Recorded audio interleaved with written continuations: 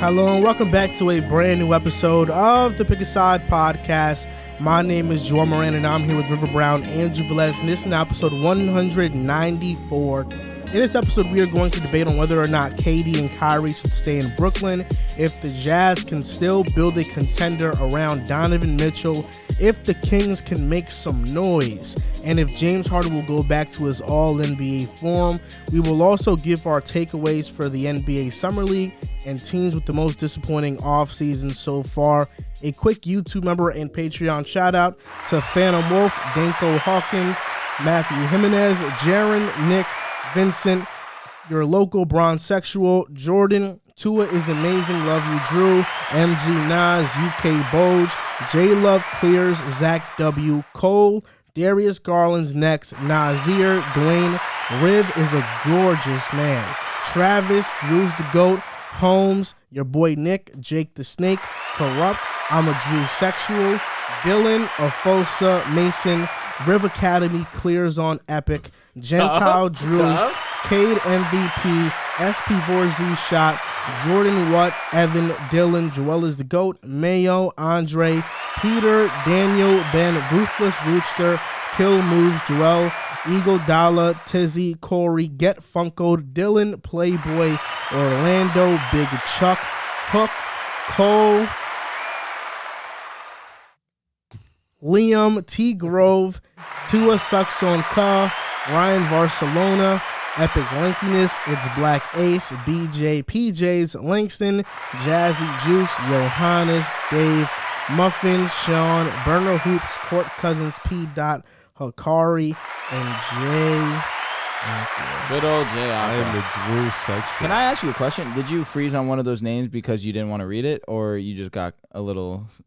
No, no. The mouse on my computer was not on that. Was not on the exit tab. I'm a Drew Sexual. I'll be honest. That might be the best name so far.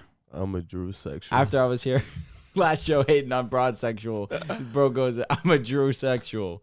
That is hilarious. I like the switching up of names. I do. I like.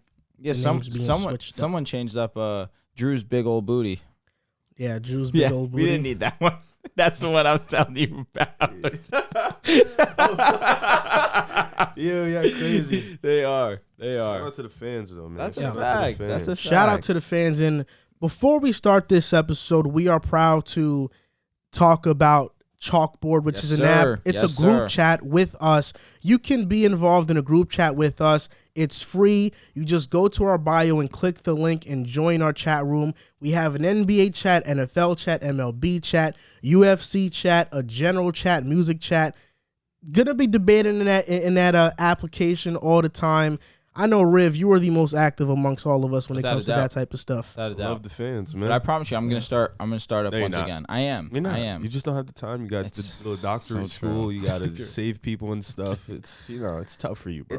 It's a wife at busy, home. You're right, man. It's hard, bro. It's a busy life I live, but you know what? You got to make time for the things you care about, and that is true. something you're I just care not about. You're not what's the word? You're not a fan favorite. You know. That's not. Listen, dude's a Drew Sexual. You can't say that's true. I'm here for the fans. So I'm always you talking definitely to them, are a fan fave for sure, bro. I'll be in there. Chalkboard. I'll be in there for sure. I'll hold it down for you. Don't worry. I'll hold it down for you. Thanks, bro. Yeah, and Chalkboard is an app where it's a group chat, but it also incorporates sports betting, so you can track your bets. You can link your sports books from other applications to track your bets on that app, so people can see your win-loss record on your bets. Fans have been asking for that, too. Yeah, I think that's a really good integration that they have at Chalkboard. You can click the link in the bio or right now on YouTube, or if you're listening to the audio portion of the podcast, you can click the link in the description.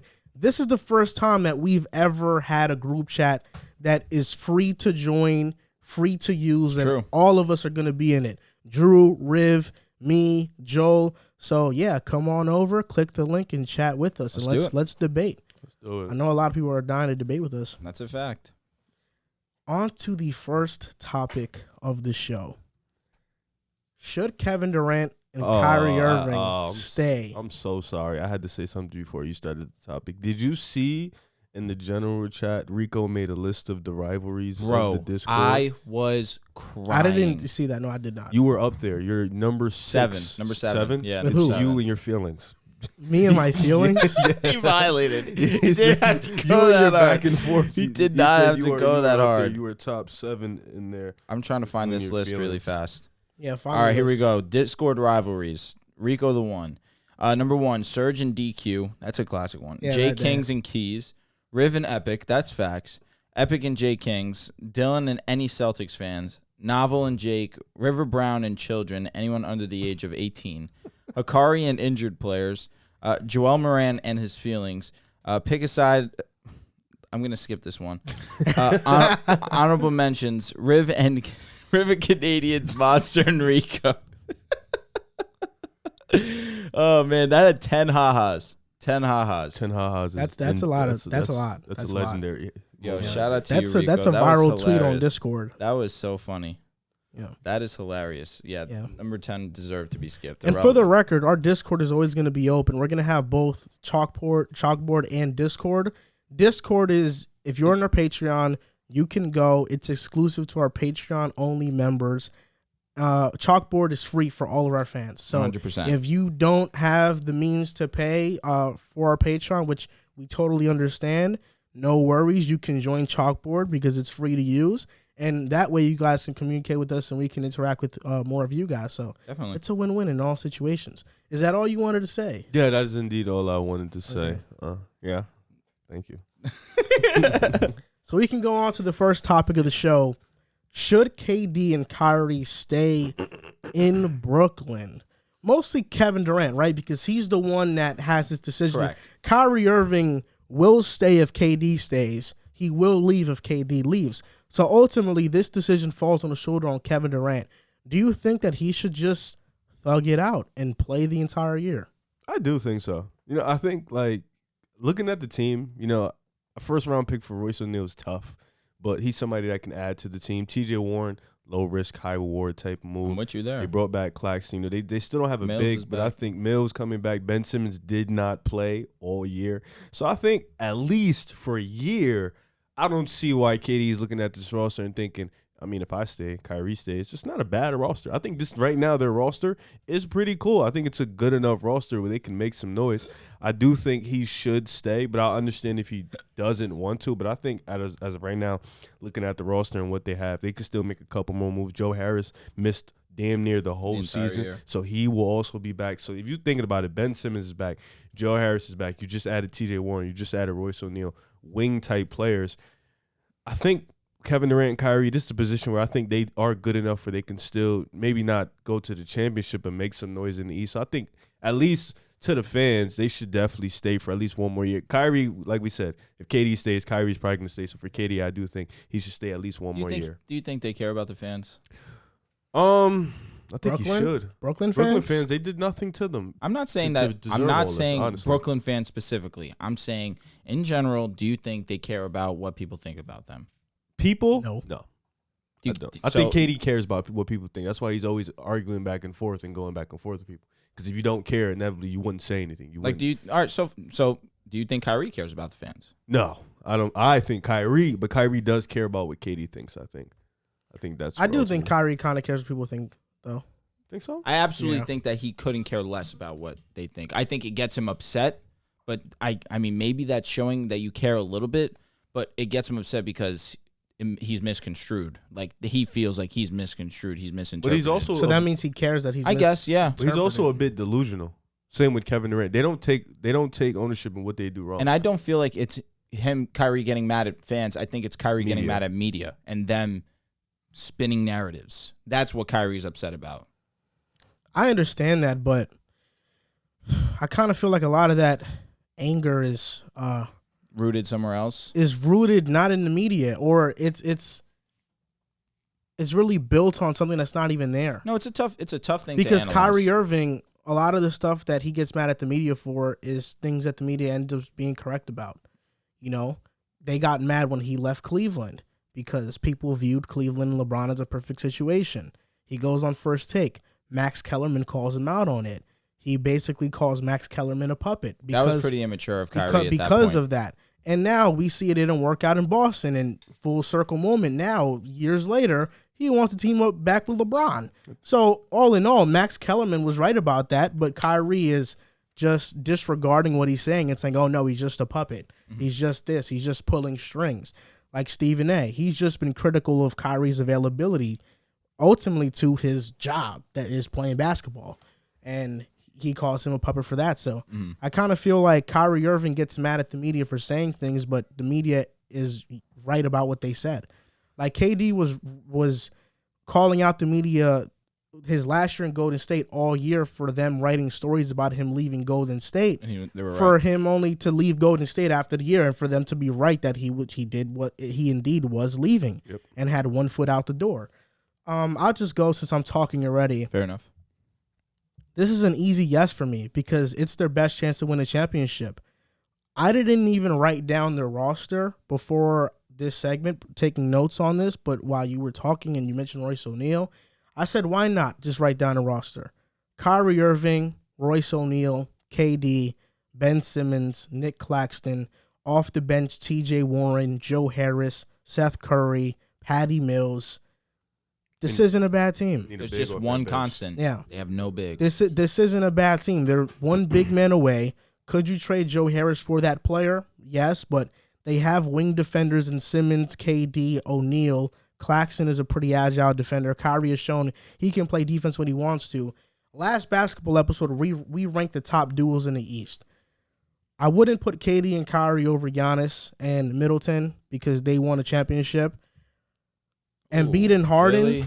I'm not putting them over the team that just beat them too, by the way. So you're not putting them over Jaylen Brown, Jason Tatum. No.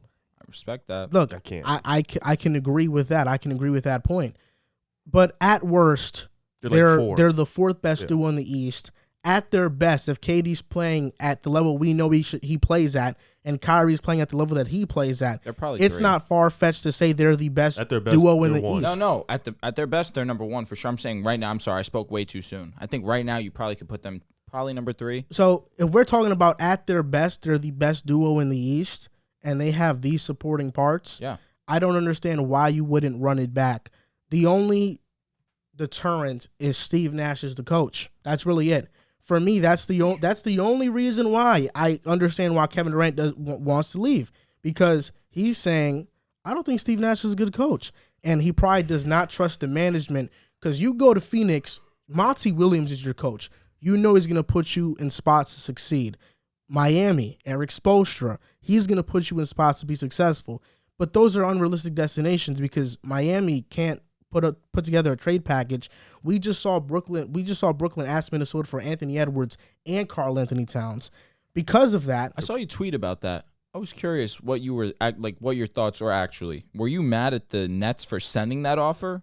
Yes. Okay. No, I'm mad at the Nets for asking that dumb shit. That's what I'm saying. That was the dumbest shit I've ever seen in my life. It's Ant Edwards, Cat. I know. Like 4 picks. It was a lot. You're asking them to basically give up ruin your roster. Everything. Ruin your if roster. I was the Nets, I would just ask for Anthony Edwards. Even like what's up? Like, but the salary wouldn't match, so that wouldn't be. Or able to like happen. if you just asked for Cat and like 4 first rounders, all right, I understand. But you asking for damn near their cornerstones and 4 picks. I don't disagree. That's it's a crazy. lot. They're asking for way too much. It's Kevin Durant though. But come on, you can't ask. You're for gutting too much. another team just to get. Yeah. But that's exactly why I don't believe KD will get traded, because 100%. the Brooklyn Nets are going to hold off until they find the right offer for KD. And to me, the best trade package currently lies within New Orleans with the Pelicans. Brandon Ingram, a young player, multiple picks. Yep. But the big question mark with them is, do they want to tear apart this beautiful young core that they have to get a guy in Kevin Durant who has shown you he cannot lead you to a championship? He can ride the coattails of a dynasty and make them and elevate them even further. He can do that. But ever since 2012 in OKC, where he went to the finals and lost 4-1, he played great that series, yes. But ever since 2012, outside of Golden State, he has not made the finals. He has not made the finals once. Because of that, do the Pelicans really want to risk it all on KD, bring him in, knowing Zion is always an injury risk? So worst case scenario, the Pelicans get hurt, Zion gets injured, KD is always a scratch to miss 20 to 30 games a season. Do you think they plug out BI and put Zion in the package? No, Zion can't be traded right now because he just signed that extension. tough. So the core looks nice. It's CJ, it's Zion, it's KD, Valanciunas. That's a nice little team, but there's risk there because if Zion gets hurt, the entire thing falls apart, and they're not legit contenders. So that's really why I don't feel like he'll get traded. The other team is the Raptors. You know, would the Raptors trade Scotty Barnes and a lot of future assets for KD? Sheesh. Do they trade Siakam and a bunch of picks for KD? It feels like the Nets want 2 All-Stars. Mm-hmm. And I don't think any team is going to give up 2 All-Stars for a superstar who is 34 years old, and you have at most 2 to 3 elite level seasons from him left. And also he gets injured. He's going to miss 20 to 30 games a season, which means that if you are trading an All-Star level player, potentially 2, and you're getting KD back in return, if he gets hurt, there's a chance you might miss the playoffs as well. So that there's a lot of risk involved with Kevin Durant, and that's why I feel like the best case scenario for both sides is for him to play out the season, him and Kyrie. Just so we don't have 2 similar opinions, because I'm with you guys. I think that if he wants the best chance to win, he should stay in Brooklyn, because any team he's going to go to, it's a trade that's ultimately going to gut the other team's roster. You already mentioned the Minnesota Timberwolves. They wanted Anthony Edwards. They wanted Karl-Anthony Towns in that package on top of 5 picks. This is not a team that Kevin Durant wants to go to. He wants to go to a situation where he's going to win. There is right now no situation. There is no team that is deep enough that the Nets would be willing to do business with that can get a trade done with Kevin Durant. That there is if one. Kevin Durant goes there, the team is still competitive enough for what the Nets want. Is there one team that you can name? The only team that comes... All right, let's hear it. The Warriors. Okay. That would be the only one I can say can still probably keep 3 of their guys, bring in Kevin Durant, and not have to give up 2 Do you All-Stars. believe that they're interested? No, I didn't say that. I'm asking that. No, I don't. Because that's the reason why I didn't decide to bring them up. I was listening to this podcast. Ultimately, it comes down to Steph Curry. If Steph Curry gives them the okay to do it, they'll do it. But I don't think they're interested. I think they're fine with what they have. The young mixing with the old, but I think like if you're just talking package, they the Warriors are the only ones that probably it'll be Kuminga, it'll be Wiseman, and probably Wiggins. And you keep the 3-4 first round picks. So I don't think that team wins a championship. I don't think it does either. But I'm saying it like the best trade package where you keep still your star players. Doesn't. We have to take this into account. I mean, Wiseman didn't play. Kuminga barely played when it mattered in the playoffs. Poole is probably gone. Andrew Wiggins was okay. I want to finish. Andrew Wiggins was phenomenal. Second best player. Kevin Durant is still Kevin Durant. He's a top 5 player in the NBA. Oh, okay. Now here's top the counter. Here's the counterpoint to that. I agree. They didn't play. Who played? Gary Payne. He's gone. Who played? Okay, come on. Why is this the first name that you mentioned? Because he's trying to say there's no bench. Yeah. Who else left Golden State? Because Otto bunch Porter, of them. Otto Porter left. Gary Payne left. If they trade Kevin Durant, the Nets are not just going to want Andrew Wiggins in return. It's going to be Wiggins. It's going to be Kuminga. It's going to be Moody or Poole. It might be Wiggins, Poole, Kuminga, Moody. Ooh. So you are going to give away all of your young players. Golden State, James Wiseman is the first one gone, in my opinion, if you're trading one of your young guys. He's the first one gone. So if I'm Brooklyn, for one, Andrew Wiggins is on an expiring contract. So his value in that trade isn't even high because the Nets would have to re-sign him. And next year's free agency class is extremely weak. And Andrew Wiggins, there's potential there for him to be the best free agent on the market next offseason, which means the Nets would have to give him a boatload of money or just let him walk. So basically, Wiggins is possibly a rental in that deal. So the deal would have to be Poole. It would have to be Moody. It would have to be Kuminga. Gary Payne is gone. Otto Porter is gone. You're just getting Kevin Durant back. Bielitsa is also gone. Can't say just getting Kevin Durant back. Like his impact with Steph Curry. Well, you're getting Kevin Durant back. You're getting Kevin Durant back, yes. But can you give him the benefit of the doubt that he just missed 2 years of basketball? Yeah, can I finish? Gary Payne, Bielitsa, Otto Porter, they're all gone. They were all key contributors to that finals run. That's facts. They're all getting older. Kevin Durant's getting older. part of the reason why they lost to Toronto in 2019 wasn't just because KD got injured. Yes, that had a lot to do with it, but it was because they had no players outside of Steph. And we saw when one of those guys went down, it got very ugly, and they were able to really defend Steph. They were able just to scheme up for him only. So that's why if you have no depth, you have no bench, and you're just bringing in KD, I just don't see how that team was a championship when we see the Clippers and the moves they made and how much depth they have and the stars they have. I just don't see how they would win. Really quick to go on your Toronto point. It was a 3-point game with just Steph Curry. So who knows? You give them one guy, the series could be different. But obviously, you can't open Pandora's box like that. Events happen the way they did. You just watched Clay play basketball. To go back to you, he was out for 2 years. Which makes it even... And he comes back, and he was more than serviceable. He wasn't Klay Thompson that we've known.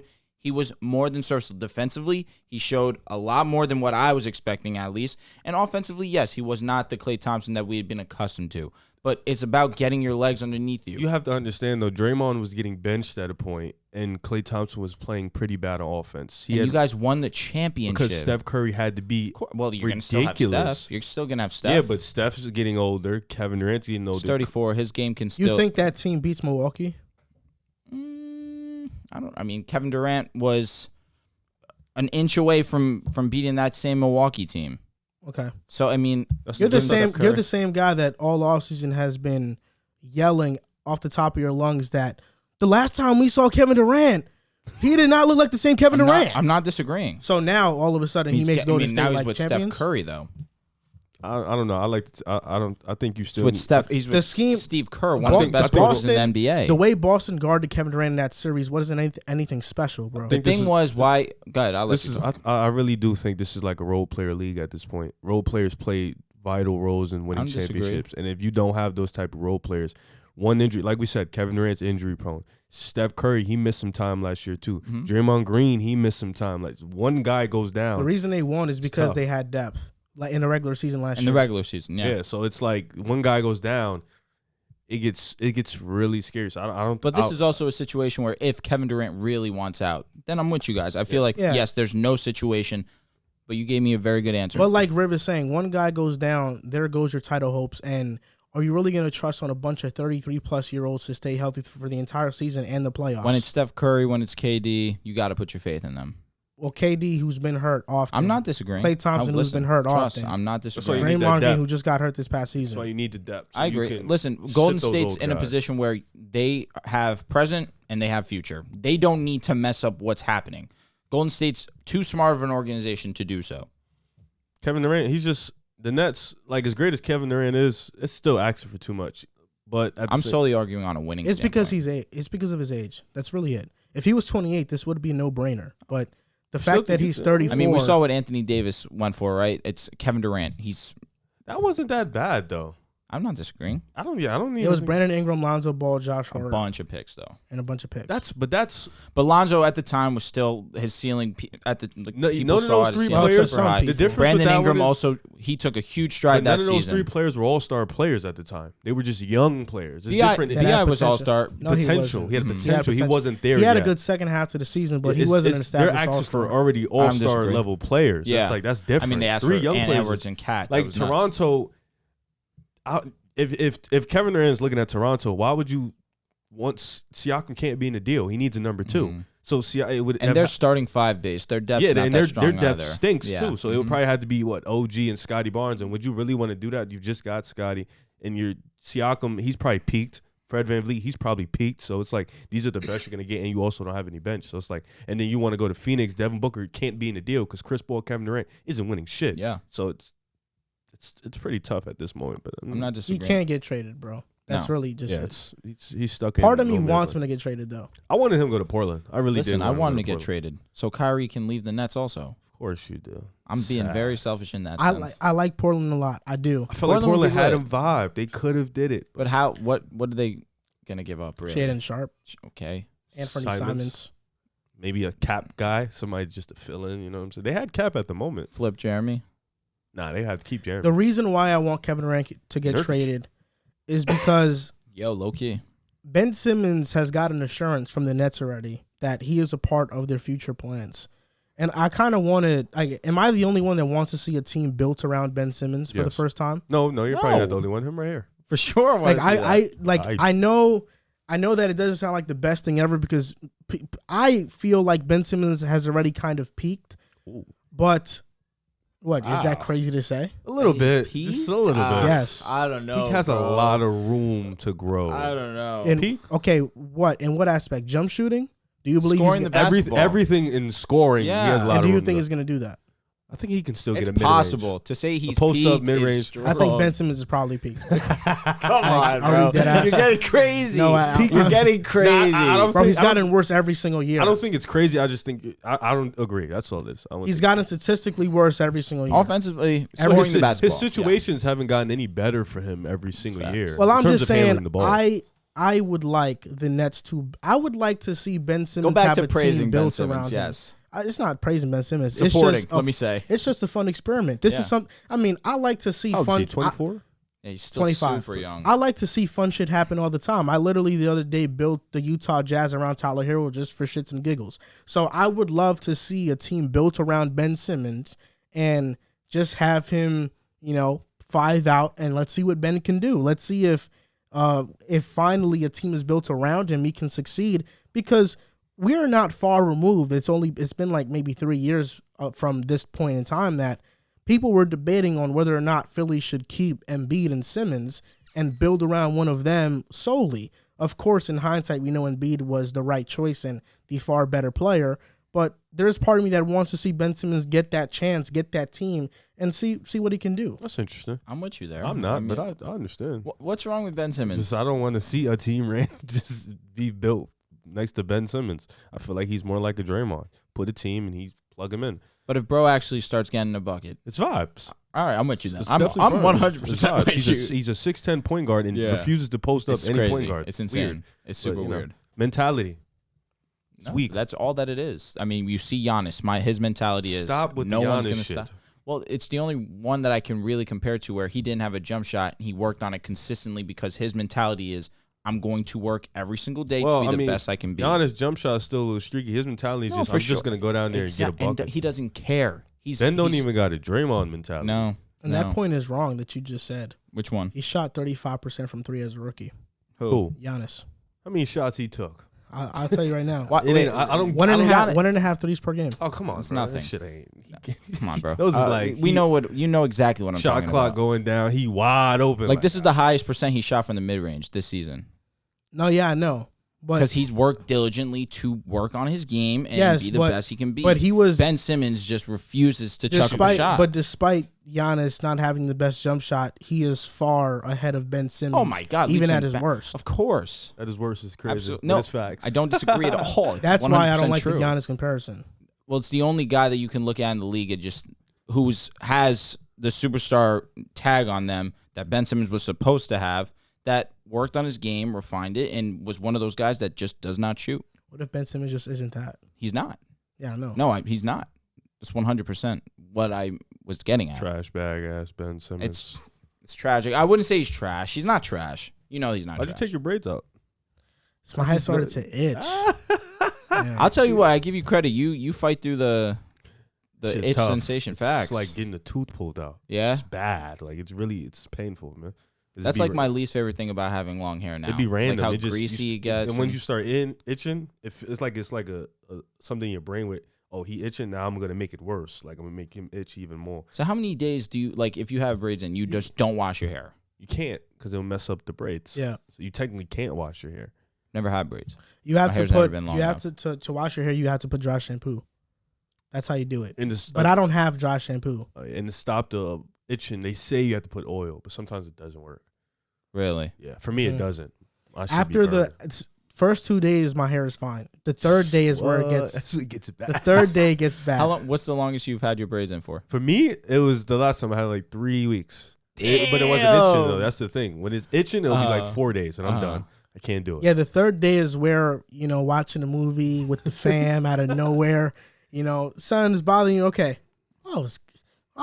You just have to keep picking at it, and then all of a sudden you're there like this with your hands in your hair, just itching the fuck out of it. I can't scratching the fuck out of it. If I scratch my hair, the braid will start. So I have to smack the shit out of my head. So no, I've seen you do that. Yeah, smacking it gets worse. Smacking it makes it worse. Way worse. It makes it way so much more. I'm gonna show you what I use for it to not itch. I got you. I'm gonna put you on. Because I do like having my braids, but you know, it'd be tough. I don't mind being like this though with my man bun. I actually like it better. Hey, I can't wear a man bun, bro. I don't think I can have braids. I've never seen you with long hair. I didn't show you the most recent pic of me when I had it combed out. Bro, I have a fro. Really? Yes. It's product, because I have, let me not say product. It's a leave-in conditioner. Yeah. So automatic, it's like a hardening product. I mean, I know. I use Shea Moisture. Oh, yeah. I use a curling smoothie. Yeah, I use DevaCurl. I forgot what I use. My stylist knows. Your curls are thin curls, though. They aren't thick curls. For sure. Listen, I have a lot of hair. Same. You do. Same. You have a lot of hair, obviously. We all got a lot of hair.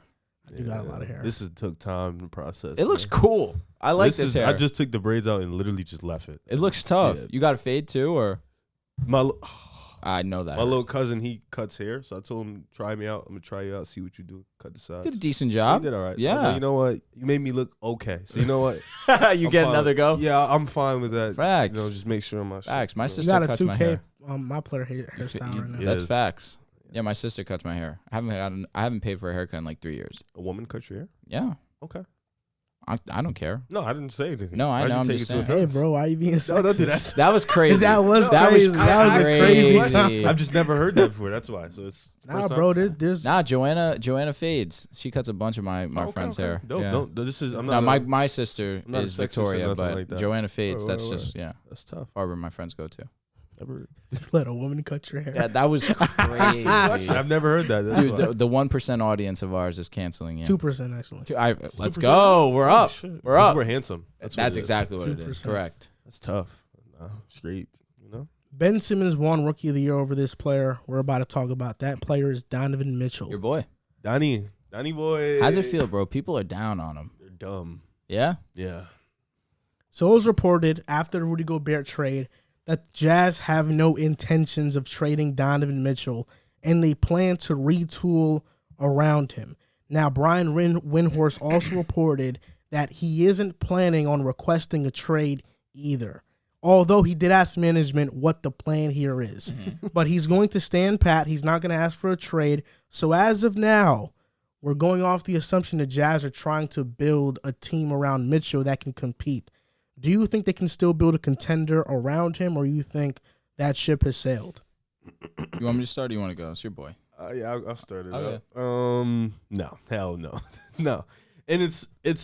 Listen, Utah, you've had a great run. Donovan, I respect you for being loyal. You know what I'm saying? You want to stay, you try to figure out the plan. But if we're being honest, Utah's kind of stuck in this position where they're probably going to not be bad to the point where they'll have a top 5 pick, but they're probably not going to be good enough to compete to make it even to the second round. So they're kind of stuck in this middle of the ground point. I thought they made a good trading for Rudy Gobert. They got picks back. They got some players. They're going to buy out Patrick Beverly. But they got Jared Vanderbilt and Malik Beasley, 2 still young players that can contribute. So that's good. They still got Bogdanovic. They still got Jordan Clarkson. I think at this point, Alexander Walker, he's not bad. yeah, I think at this point they should just trade Donovan Mitchell and go get a haul for him and just rebuild and start over from the bottom. I think at this point you kind of reach your peak with this team. And Donovan Mitchell, I think at this position cannot be the best player on a championship team. I think he is a guy that can be a number 2, the dynamic scorer for the team, but he can't be a number 1.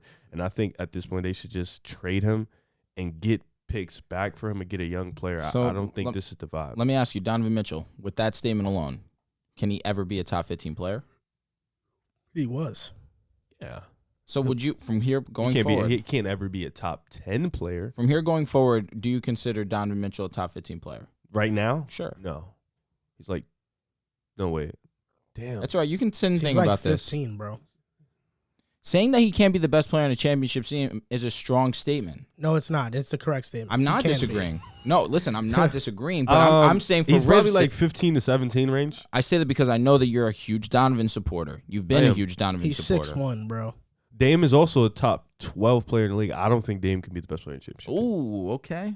Yeah, Okay. I think That's there's only a spicy, few. I think there's only It's a just because, He's in like year 12. yeah, but he's been No, amazing. don't He's do taking that. teams to Bro, the Western Conference that's- Finals. He got like, swept. because he's played against significantly he better blew. teams. No, he No, didn't. Agreed. He blew big Agreed. leads. But I Every think, game No. they blew a lead. Oh, I understand what you're saying. I think Yep. there's only Draymond Green averaged a triple-double that series. there's only a certain amount of guys that can really like in terms of guards. Yeah. There's only one guard There's that's one. done it. There's one. Yeah, so it's like as a guard being 6'1", I don't think he could be the best. Okay. I think the number 2 role is his role, scorer. Be that guy. But the number 1 role, I don't think he could be that leader, the best player. I don't think that's Okay. him. It's interesting. You have to go Do based you off believe he can be the best player in the championship? No. Oh, okay. I just wanted to gauge your opinion no, because no. I know you're the Donovan guy. Well, They have no. to find an identity, right? Their identity before was pretty mixed. You had the best rim protector in the NBA, Rudy Gobert, on your team, but you didn't surround him with any type of perimeter defense. The offensive output was really strong, and that's where Donovan Mitchell strived in, but there was no middle ground on the defensive side of the ball. Now, what's your identity going to be? Are you guys going to be 100% offense and minimal defense, and you try and score 120 points every single game, and Donovan Mitchell's out there averaging 28 a game, and we see Donovan Mitchell really just go to new heights offensively where he has to shoulder that load? Or are you guys going to finally realize, man, we need to start playing defense. Depends We on the need to start coach. having wing defenders to really fill out this roster. Maybe to shade Donovan Mitchell to how you guys keep alluding. He's a 6'1" guard. Yes, he needs protection on the defensive side of the ball. I don't believe that they could build a team around him, but it basically goes off identity. If they want to go 100% offense, maybe that'll be their only chance, because right now they have scorers. Donovan Mitchell, Bojan, Jordan Clarkson. Again, but these aren't... You have one guy here that is fringe elite in Donovan Mitchell, and the rest of these guys are really good scorers, but there's no one that's really going to put you over the top to contend with a Golden State, a Clippers, a Dallas Mavericks. Listen, the Nuggets are going to be right back too. That's another team that you have to look at in the Western Conference. The Nuggets cleared the Jazz. 100%. This team just lacks star power. It's Donovan Mitchell and a lot of good to really good ball players at the absolute most. The Jazz, like you mentioned, yes, they should go in the direction of 100% rebuild. They're in a position where they're caught in limbo. There's too many teams right now that are better than them, but they're not bad enough where they're going to be in the lottery. So you get rid of Donovan, you put yourself in a position to be in 100% rebuild, and it'll benefit you in the future. So I disagree with both of you. Shocking. And The Donovan Mitchell hater. and Riv, Yo, talk to me. you saying that What did I say? the Jazz are going to be good enough to where they're not going to be competitive, but they're not going to be bad enough to get a top pick, I think is wrong. That's facts. I agree Because- with that statement 100%. This is the West. Are they going to be better than the Suns? No. Grizzlies? Nope. Warriors? Nope. Dallas? Nope. Denver? Nope. Minnesota? Nope. Pelicans? Nope. Clippers? Nope. Lakers? Nope. Kings? Yes. I don't know about It'll be that. right there. I don't know about I would that. take them over the Which is inevitably I top 12 pick. That's not great. I personally wouldn't take them over the Kings. I mean, that's fine, but that's still a top 12, 11 pick. That's not You're talking about a Kings team who now has what? De'Aaron What? Fox, Okay. Kevin Herter, Wow. Malik Monk, That's incredible. Harrison Barnes, Keegan Murray, promise you, DeMontis I didn't Sabonis. flinch one time you said any of those They names. definitely have more good players in the Jazz right You now. think so? Yes, 100%. You think so? Yes, it's not even it's not a debate for me. Okay. It's really not a debate for me. That's tough. That is interestingly tough. What you Harrison Barnes or Bojanovic, who's a better player? got? They're the same tier. I They swear are. to God, They, they're they the are. same. They are. Okay, De'Aaron Fox, Donovan Mitchell, both at their Donovan best. clears. Okay. There's I mean- no. I see what he's trying to do. What do you mean? De'Aaron Fox is a 25 point per game He's scorer not too. even a top 30 player. You know it. Whatever. You know it. bro. Whatever. I feel like I get it's so tough to gauge your opinion sometimes. Kevin Are you Herter. playing or Kevin, not? no, I'm being dead Okay, ass. okay. I really mean Kevin this. Herter or whoever the Jordan shooting Clarkson. guard. Jordan Clarkson's better right now. I would take I'm Jordan talking Clarkson. about starting lineup because the starting lineup for Utah is going to Well, be Donovan's the the starter. starting lineup for Utah is going to be Mike Conley, Donovan Mitchell, Bojan, Jared Vanderbilt. Okay, so Fox Vanderbilt, clears Conley, Bojanovic, Mitchell Walker clears. Kessler, bro. Fox clears. They Conley. literally have no NBA. They have little to no NBA players on their team, bro. Who?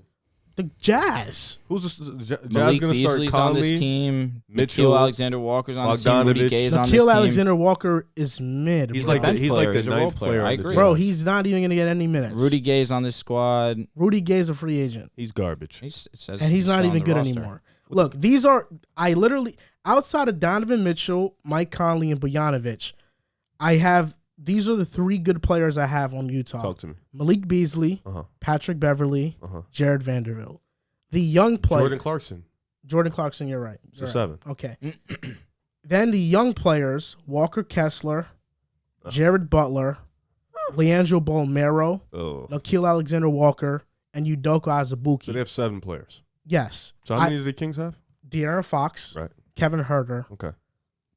Keegan Murray. Rookie, but I'll give you. Okay. Harrison Barnes. Okay. DeMontis Sabonis. Okay. Rashawn Holmes is still there. That's fine. Malik Monk. Okay. Davion Mitchell. Okay. Jeremy Lamb. He's not there no more. He's a free agent. Metu. ESPN sucks. What? Metu. He was a really good defensive player for them last year. I don't know much about Metu, so I'm not going to say anything. Okay. So they have 8 to 9 more. And I'm... Terrence Davis, too. Now you're just naming people. He's not just a guy, though. Like he's an okay role player.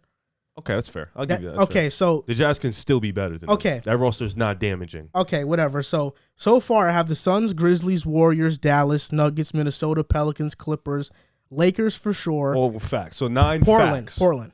10. So 10. And then 11 is... I'm going to put the Kings over them. Okay. What about the Spurs? I think with Greg Popovich. I would take Utah's better. And then they just traded DeJounte. I think Utah's better. So that would... OKC? Take Utah. Utah right now. Houston. Utah. Okay. So that means Utah would be 12th in the West. A bottom 5 team in the West. According to you, yes. Okay, 12th in the West, right? Because the teams that are worse are the Rockets, OKC, and Spurs. Yes. Okay, in my opinion. So they'd be 12th in the West. In the East, Miami is better. Boston. I'll just name the bottom. Orlando. Okay, let me just do this because it's easier. Miami, yes. Boston, yes. Milwaukee, yes. Philadelphia, yes. Toronto, yes. Chicago, yes. Even with Brooklyn, whatever they get back for KD, yes. Atlanta, yes. Cleveland, that's 9, yes. The Wizards, maybe they're like the same. So yeah, maybe. I would put the Wizards over though. What about the Hornets? Wizards are mid. In the same tier. I would take the Hornets. The Knicks, Same tier. the Pacers, Same tier. Oh no, they're better than the Pacers. the Pistons, They're better than the Pistons. the Magic. They're definitely better. Are they than the better Magic. than the Pistons?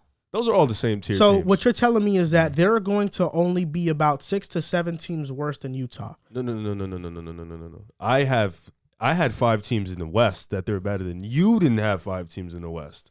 There's a difference. 14, I think. Oh, okay. So you have them over in the West. In the West, you have them over Houston, OKC, Sacramento, San Antonio. Yes, that's 4. So That's not 5. Okay, 4. Pardon me. And then in the East, so you don't think Cade Cunningham takes a big enough leap where they'd be better than Utah with the moves that they've made too? I don't think so.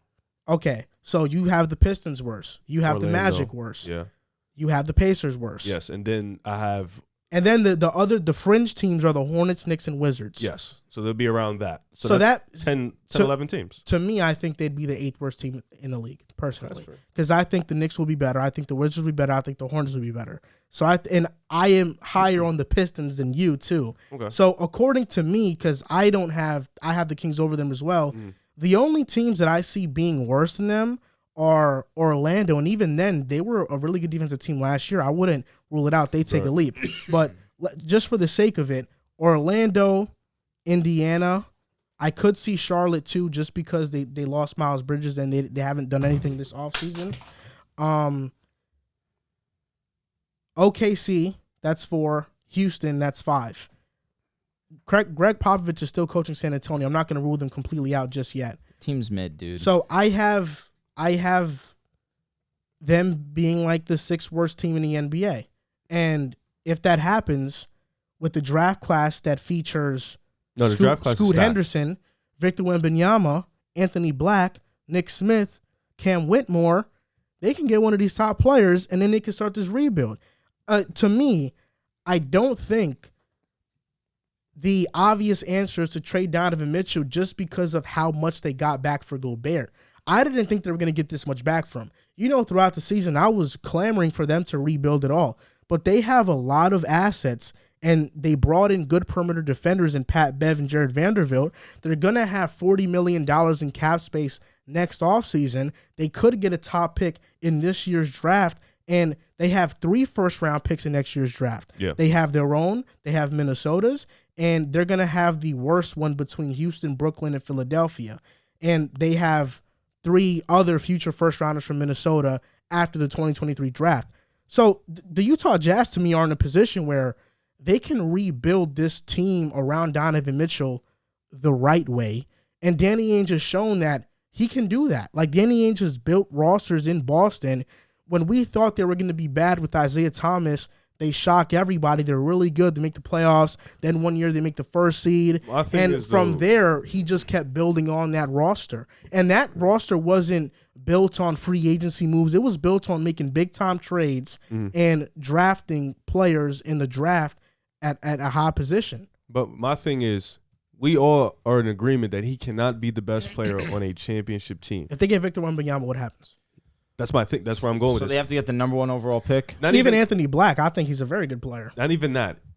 Even if they do get a top prospect, they have to wait for that top prospect To develop. I'm with you. for them to have a chance to be a championship team. They're not. Let's be realistic. Nobody's going to Utah in free agency. They're going to get a couple good players, yeah, but nobody's going to Utah. So No star. Yeah, no star. But they'll get good role players. Yeah, so it's still. like you have to wait. Why wait when you can just trade Mitchell and get more things back and just develop around the new group of young guys? Because I don't think there's a market for Mitchell right now. I don't. Because for one, That's every team right now was waiting on the Kevin Durant move to happen. That's fair. So every team right now was not trying to trade for Donovan Mitchell because they don't want to give up all their assets knowing Kevin Durant is still out there for the taking. So every team that's trying to contend is not looking at Donovan Mitchell. But they don't have to trade Mitchell right now. I know. But I feel like they're looking at KD first. And how long is this KD thing going to happen? And we just saw what Rudy Gobert went for and all the assets that they got, went for him. Donovan Mitchell, look, I understand Rudy Gobert was the anchor defensively. Donovan Mitchell is the better playoff performer. He's the better player overall. He was the best player on that team. That being said, he's going to demand significantly more assets than Gobert. You're going to have to, they were talking about the Knicks potentially trading 7 of our first-round picks for Donovan Mitchell alone. That was a report that was out there. And that's what Danny Ainge wants in return for Donovan Mitchell. That's why I feel like just based on the assets they have, one, they're not going to pull the trigger and trade him soon. Danny Ainge has never done that with any player, even in Boston. When Marcus Smart was playing poorly, what did he do? He hung on to him. Jaylen Brown, with all the trade talks, he hung on to him.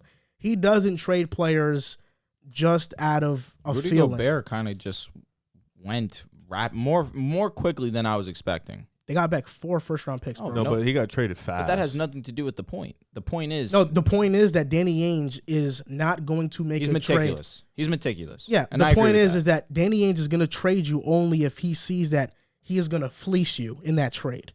I don't know. That's really it. I love Donovan Mitchell, but I just think you have a cap on your team when he's the best player on your team. They can be stuck. Especially when you don't have the personnel to suit his play style. Let me ask you, what's the difference between Utah now and what Bradley Beal has been going through with Washington the past couple of years? With this current roster, we don't know yet. I don't think this roster makes the playoffs. I think the Wizards never really had good players outside of Beal and Russ. The difference, Gafford was good. I guess the difference is Donovan Mitchell isn't getting paid as much. Is a really good ball player. He's nothing more than really good. He's a really good offensive talent. Mike Conley's Jordan washed. Clarkson's really good. I'm not He'll disagreeing. probably retire soon. Not disagreeing. Daniel Gafford's better than Vanderbilt's any something center to they look have. forward to. Vanderbilt is an energy player. Yeah. He is good for a team that is competing, but for a team like Utah that is not going to compete, it's going to be very tough to watch. Malik Beasley was good, not this season, the season prior. He was disappointing this year, but who knows how he comes out next season. He's somebody who gets into trouble. He's somebody who's inefficient. You can't count on him consistently. The only difference is Mitchell isn't getting paid as much as Bradley Beal. That's the real difference here. I think the teams are probably similar, but even then, Washington was competitive for a little bit. They fell off immensely. The difference also is that were they really competitive? I mean, they were only competitive when it was Wall and him. Nah, I mean like in the beginning of the year, like this year. I guess. the Utah Jazz also have Donovan Mitchell on lock for 3 years. on a pretty friendly deal. They're not going to just trade him. If Utah was a market for any type of free agency move, then maybe this would be intriguing to me. Because, like you mentioned, Donovan is on a team-friendly deal. But who wants to go play in Utah? If I'm Utah, the first thing I'm doing is I'm blowing it up. But by not trading Mitchell, though. Well, you can't. Well, but that's Conley basically has what no they market. I'm trading Bogdanovich. I'm getting what I can get for him. Well, his contract I'm be up in trading the year. Conley. I'm No trading market. those guys. Yeah, really, there is no Conley, no market for market. him. You said they were going to buy out Pat Bev? Yeah, I saw a report earlier that said they would buy out Pat Bev. So you're talking about a team that let's just say they buy a Pat Bev. Right. It's Mike Conley, Mitchell, Bogdanovich, Vanderbilt, Walker Kessler, Malik Beasley, Clarkson. That's really it. And then Jared Butler, if you want to believe in Bolmero, Nikhil Alexander-Walker, like whatever. Like they don't have a center right now. Their defense was the 10th best defense last year, but they just lost Gobert. I doubt anybody on that team is going to fill the defensive impact that he left. Absolutely not. I And they agree don't with have that. a coach. Will Hardy, yeah, he's their new coach. He's an up-and-coming coach who has gotten a lot of praise. See it to believe it. Nah, I understand what you're saying, but Danny Ainge also hired an up-and-coming coach in Boston, and Brad Stevens. That's true. And he That turned out to be great. Their rosters, though, was pretty firm, though, in Boston. No, it wasn't. It was not. What you mean? Not all the time. Brad Stevens' first season was Marcus Smart, Isaiah Thomas, Jay Crowder, No, but Evan I'm saying Turner, outside Jared of his first Sullinger. couple of years, his rosters was firm for the most part. Yeah, but the first couple of years, he overachieved. Yeah, that's Like, true. I mean, by a wide that's- margin. But that's him being him showing me he's a great IT coach. also was far better than what anyone ever imagined. IT was somebody who Brad Stevens schemed up for consistently on the offensive side of the ball. That's what allowed him to average 29 points per game. Like Isaiah Thomas in any other system in the NBA was not averaging 29. He averaged 29 because Brad Stevens is a great ran coach, plays no for doubt. him, like consistently. That was his only guy.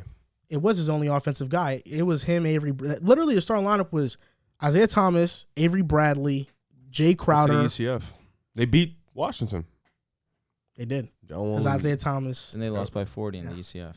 Yes, they did. Indeed, That was they did. that was an insane day. Yeah. But I'm saying Jazz with the assets, you hit on the draft, you sign the right players. So there's a hypothetically, chance. let's say, what if they don't get a top 10 pick? Because They're there's gonna a get a chance. top 10 No. Just There's live in a this chance hypothetical. because we can play both hypotheticals. What if they don't get a top 10 pick? If they Because don't that's get a a top chance 10 they pick, don't get it.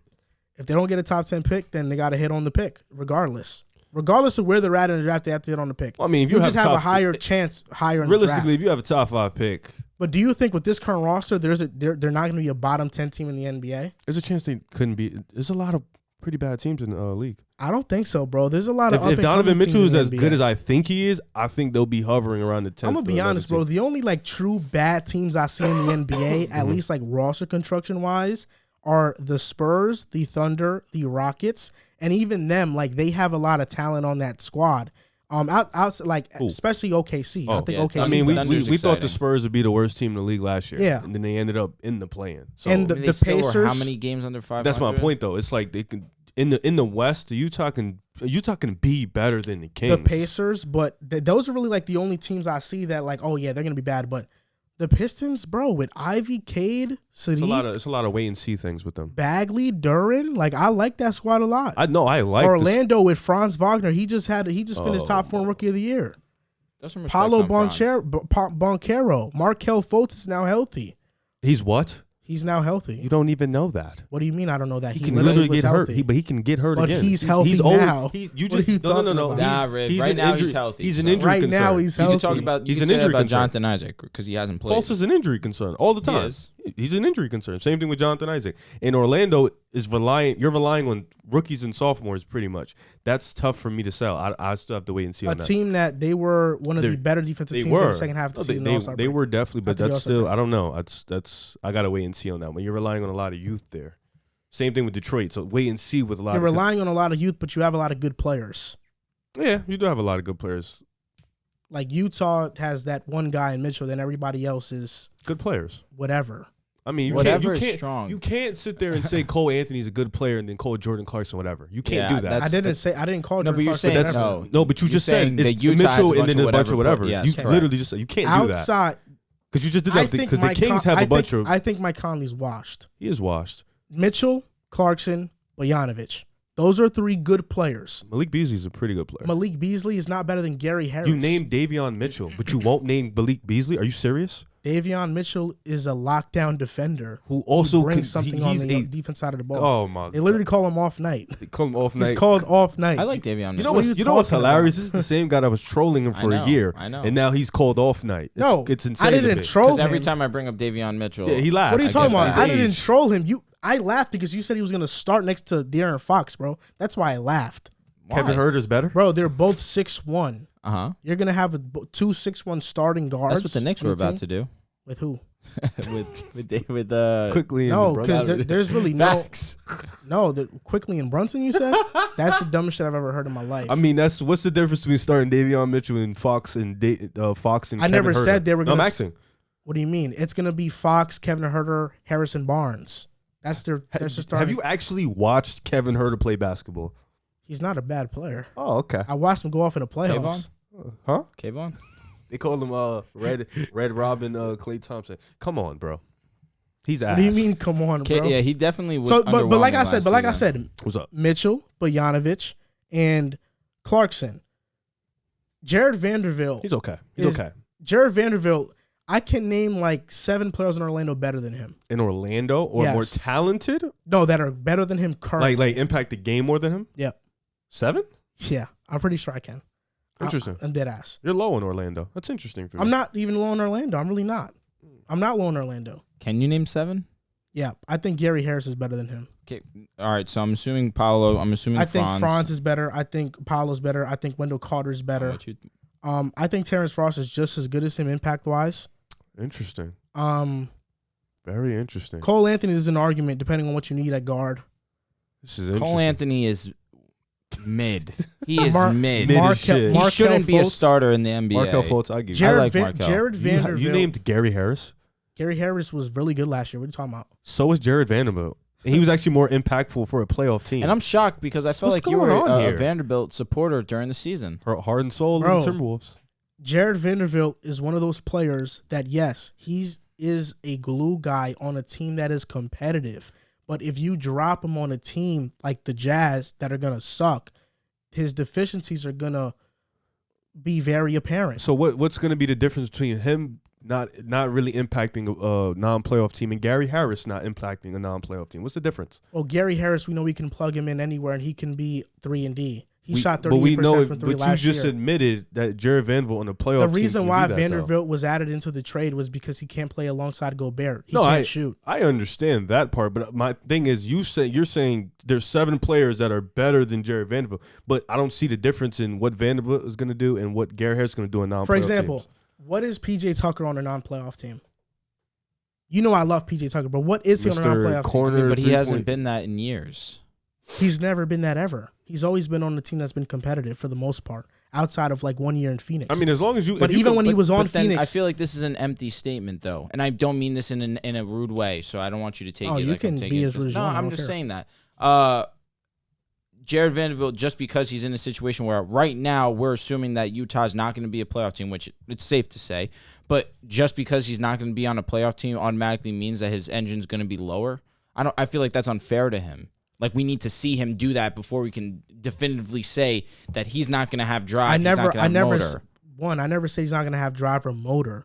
But that speaks to the energy that he brings to the court. He averaged 7 points in 25 minutes last year, bro. He shot 14% from 3. Definitely not an offensive player. He is not an offensive player at all. Correct. To the point that So defense doesn't matter? So does he need to be that with Utah? it Not depends. really at all. I mean, with Utah, with how bad of a team they're going to have to be, he's probably going to be asked to do more offensively. He's a glue guy. Not really. I mean, He's a glue guy. if anything, he's going to be their fifth option. Glue guys are fine, but if you place them in situations that aren't winning cultures, their weaknesses are very apparent. Well, we got to see it first. That's facts. But like I said, like Vanderbilt, he's a good player for Utah. Like, these are the good players I've listed for Utah: Malik Beasley, Vanderbilt, and outside of like Jordan Clarkson, Mike Conley, Before and that Donovan stage, Mitchell, yeah. it's Vanderbilt and it's Malik Beasley. Malik Beasley, him or Gary Harris right now, bro. I trust Gary Harris more right now than Malik Beasley. No. Wait, you mean like who's better or who you trust to because one is just always in trouble. But in terms of who's a better basketball player, it's Malik Beasley, and it's not really close. What are we doing? He averaged 12 points last year, bro. Because he struggled, but we know Gary who's Harris better. averaged 11. He averaged 11 on 38% from three and better for. So he's a 3-and-D guy. Yeah, but Gary Harris can play defense. Malik Beasley doesn't play defense. Malik Beasley averaged 38 points, 38% from three. Excuse me. But yes, that's fair. Defense definitely matters, especially for Utah. Like Malik Beasley is a good player, but like on Utah, he might have empty stats because there's not a lot of scores on his team. But really, like Malik Beasley, Jared Vanderbilt, those aren't players that move you. Like there are more teams that have so much more depth than that. I mean, like if those are your best two players off the bench, bro, like but you can't listen, I think we're understanding that Utah's not going to be good. Yeah, but you can't say those players don't move me and then name me guys from Orlando. Correct. You can't. Like, and then from the Kings, we're talking about the same quality of players. So in the same quality of team. So if you're gonna say those two guys don't move you in a rotation, then Kevin Huerter and Davion Mitchell don't move me either. Utah has the best player out of all the bottom tier teams by far. They do, but they have the worst depth also. Yeah, but realistically, all their depths is just like whatever. Their starting five is not great, but it's they just don't have a not center. as bad as the rest of the field on these bottom tier teams. On the bottom tier teams, but my argument to you is not that Utah is going to be as bad as those bottom tier teams. My argument is that they're going to. No, my argument is that they're going to be a bottom 6 team in the NBA. Oh, I don't think they'll be a bottom. Like I think for one, my initial statement was that they're going to be a bottom 10 team. For certain, there's no doubt about it that they're a bottom 10 team. With this current roster construction, there's no way I see them not being a bottom 10 team in the NBA. Unless Donovan Mitchell is just even though like we've seen that though. That like sucks because they're going to be one of the worst defensive teams in the league next season. If they're a bottom 10 team though, like if they're the 10th seed, there's a chance that they can fall out the top 10. Yeah, that's my whole thing. I don't think they'll be bottom 6. I just don't think they'll be bottom 6 because I think Donovan Mitchell is better than advertised about. Bottom 6 is insane. I think they'll be like the 10th, 11th team in the league. My analysis is all based on that I think Utah's going to be pretty horrible next season. Clearly, I get and that. They're going to be so bad that they're going to get one of the top picks in the draft, and they're going to draft a player that has the chance to change around their franchise and actually be a cornerstone player for them. But and then they move in that direction. Okay. All right. I mean, if they ain't getting Victor, you trust and you think Anthony Black? Ain't you been high on him? He's good. You gotta wait and see with these guys though. They all about to go to college though, in the G League and stuff like that. So. I mean, this draft is stacked, bro. It is stacked. But this draft is as good as the 2021 That's draft. what they say, but then that can change in a year. So it can, but they have 3 picks in this stacked draft. Right now, yeah. 3 picks. That's going to be huge for them going forward. They still gotta wait for them to develop. By the time Donovan Mitchell's how old is he? 24? He's 25. By the time they develop, he could be like 29. Wouldn't you rather put your team in a position where now they're actually just let them eat? They're also actually in contention for the number 1 overall pick. Let's say you get a Victor Wembanyama who you actually can build the franchise around. Because do you think there's a situation where you have these plethora of assets? Like Mike Conley comes back for another year, right? Because I think his contract is up after next season, and they draft a point guard, and they have to like wait behind Mike Conley. Nobody's gonna wait behind Mike Conley. That's my thing, though. What if Utah does some dumb shit like that? It's not gonna happen. It's like, what's the point, bro? Mike Conley is washed. Oh, I agree. It's not gonna happen. But he will be starting for an NBA team next season. Right now, yes. Yeah. Right now, yes. And if his contract, I don't know. I really don't know what I'm talking about. If his contract goes past next season, they're screwed because there's still no market for him. The thing where we differ here is that you guys are on 2024 free agent. Oh, you guys are on the boat that they should just trade Mitchell now and just completely rebuild. I think eventually. I think they're already in rebuild. And I don't, even though Mitchell's a great offensive player, I think that with Mitchell still, they are one of the worst teams in the NBA. Well, my thing is, I think you've pretty much peaked at what your team can be with Donovan Mitchell as your best player. So you might as well start over and go get another best player. That's my thing. It was never truly built around Mitchell completely though. Because Rudy Gobert was there before. I understand that, but he was impactful. The reason why I say that is because Utah never really got to embrace a full rebuild because they went to the playoffs. They made it with Gordon Hayward. Gordon Hayward left. Donovan Mitchell got drafted. Mm-hmm. And then Mitchell surprised everybody as a rookie and led them to the playoffs. Right. but he was they never fully built it around Mitchell. Reason why I don't disagree at all with what he's saying is because if they really did, then they would have realized this guy is a liability defensively. Let's put guys behind him on the wing to help shade him a little bit, and they never did. Like we talk about that with Gobert. I don't think they did. But really, it should be more centered around they Donovan. They didn't, but they did at the same time. They brought in Mike Conley. They brought in Bogdanovich for spacing. So it's like, but these are for offensive purposes. Yeah, that's true. I don't know. I still think that's the all-in move for Utah was bringing in Mike Conley for $30 million when they traded for him. It's true. That was the all-in move that they made in the 2019 offseason, I believe. Mm-hmm. They were the first seed the very next season, so it worked for 1 year. And then they got bounced out the playoffs. But Utah was always stuck in limbo of, are we building around Gobert or are we building around Mitchell? At first, Utah was a defensive juggernaut. They were all in on defense. They had Rubio there. They had Jay Crowder there. They were all in on defense. Then they pivoted and said, you know what, let's go all in on offense. And they had no balance. So they were always stuck in limbo between building around Gobert or building around Mitchell, and they never fully committed to one. They committed to Mitchell towards the end a little bit, but they went with an all-offense approach, and they were left with severe liabilities on defense. So how do you build around Mitchell? I think you build around Mitchell by bringing in shot creators that can defend. That's what I think. But that means he's going to have to play the one.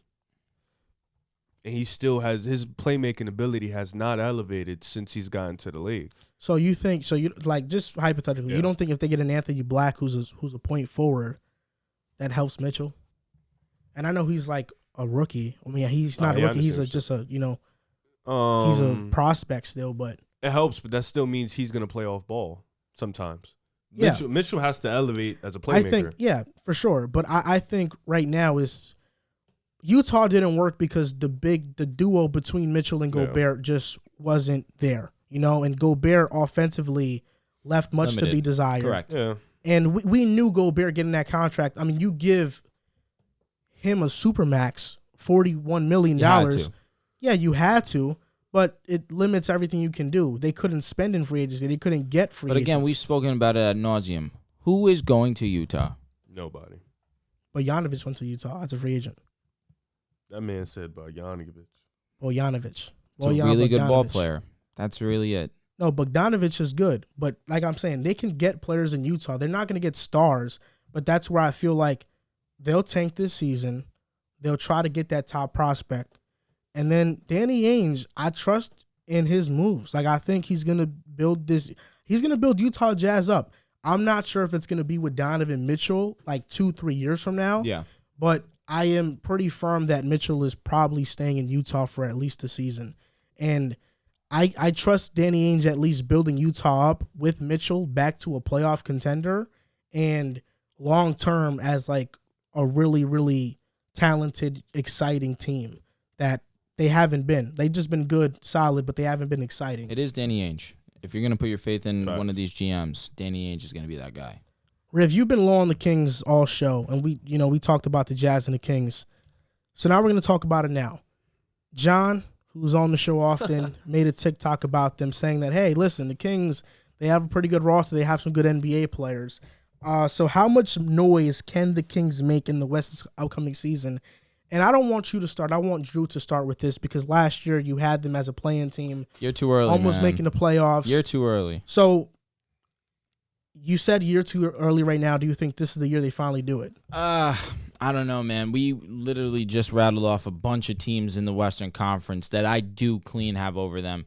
You get to that spot of the Lakers, the Blazers, the Pelicans, the Timberwolves. These are teams that I just definitely look at and just don't know if the Kings are going to be able to be on their level. Maybe Portland. It depends on how Damian comes back and how that team, given the new construction of it, ends up shaping out to be and playing together. But Sacramento, 100%, this roster is cute. De'Aaron Fox, Kayvon, Harrison Barnes, Keegan Murray that they just drafted, and we spoke about it on a show last week, that the Keegan Murray selection was one that was necessary, but one that was going to inevitably be criticized because Jaden Ivey was able to be selected. But Sacramento Kings have drafted a point guard 3 years running. They couldn't have done it again. And Keegan Murray is going to be a fine ball player. He fits what the Kings needed. So I was fine with drafting for necessity. And Sabonis, whether you guys, believe it or not, Sabonis is still an all-star caliber player.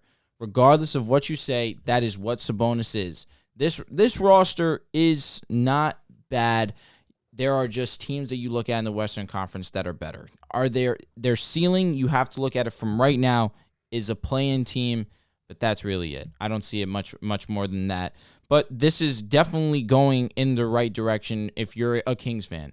You've been in misery for years and years and years, but at least there's some type of structure here. They're trying to do their best to form this roster around De'Aaron Fox and surround him with guys that can also create for themselves and hit shots and when they get the ball. But this really is all about De'Aaron Fox and if he's able to be the best player on a team, and I don't know if he's able to bring this team to the playoffs. I like the Kings. Yeah. I like the Kings this season. I get it. And I don't know if the audience has noticed this trend with me. It's actually, this the first year that we've actually had a lot of traction on the show. Last year there was traction on the show Last for year sure. we got it going. To the point that, people did see my Minnesota take. When it comes to predicting teams for the upcoming season, there's no one better than me. It's as simple as that. When I like a team and I see potential in that team and I say, look, hey, watch out for that team. Watch out for that one over there. That team usually tends to be the one that people are surprised by. This past season, it was Minnesota. It was the Minnesota Timberwolves. And for you to don this title on your name, let's hear another one outside of Minnesota. You want for last season? I don't think I had one. I'm just you saying that there's no one better. We want to than hear you. your track record. I'm That's just saying. Okay, give me the you want me track to record. NFL? Want me to name NFL? So we're going NFL. I thought NBA. Like Okay, we're talking let's NBA. do NBA this is an NBA standings. show. Let's do NBA standings for the. I'm just gonna be quick with this. Okay. Let's do NBA standings for the 2021 season, the 2020 and 2021 season. So in the Like the Pelicans got to be that team for me. Like that's the obvious one. Are the Kings yours? the year before, this past season it was Minnesota. The year before it was Phoenix. When they made the Chris Paul trade, I said they're the top 3 seed in the West. They finished with the 2nd seed in the West. And everybody at the time, they didn't think the CP3 was a home run move. Oof, really? They did not. Really? They did not. After he took that OKC team to the playoffs? Yes, but people thought that Phoenix, they thought they'd make the playoffs, Not but second they seed, didn't whatever think they they'd be a was. top 3 seed. I said they'd be a top 3 seed. It's documented. We can go back and look at the footage. That's all right, man. I believe And then you. in football, 2018, Chicago Bears go 12-4 with Mr. Trubisky. 2019, the Washington. What about your Raiders? Washington. The Raiders, well, they folded every single year. This past season, I had 2, Minnesota and Philadelphia. Philadelphia impressed me. So for the Vikings most, flopped. so for the most part, Vikings didn't completely flop. They just lost a lot of close They were games. underwhelming. They were, but they lost a lot of close games. So when it comes to projecting teams, I'm pretty good at that. I say all this to say that is Sacramento one of those? I'm on the fence about them. I'm definitely leaning towards. Putting your stamp Yes. of approval on him? I'm definitely leaning towards playing. The yes. Joel V. Moran stamp? I know that the West is tough, so I'm not going to say they're a playoff lock. Yeah. But when we're talking about the play-in, yeah, of course, they can do it. The additions they made were awesome.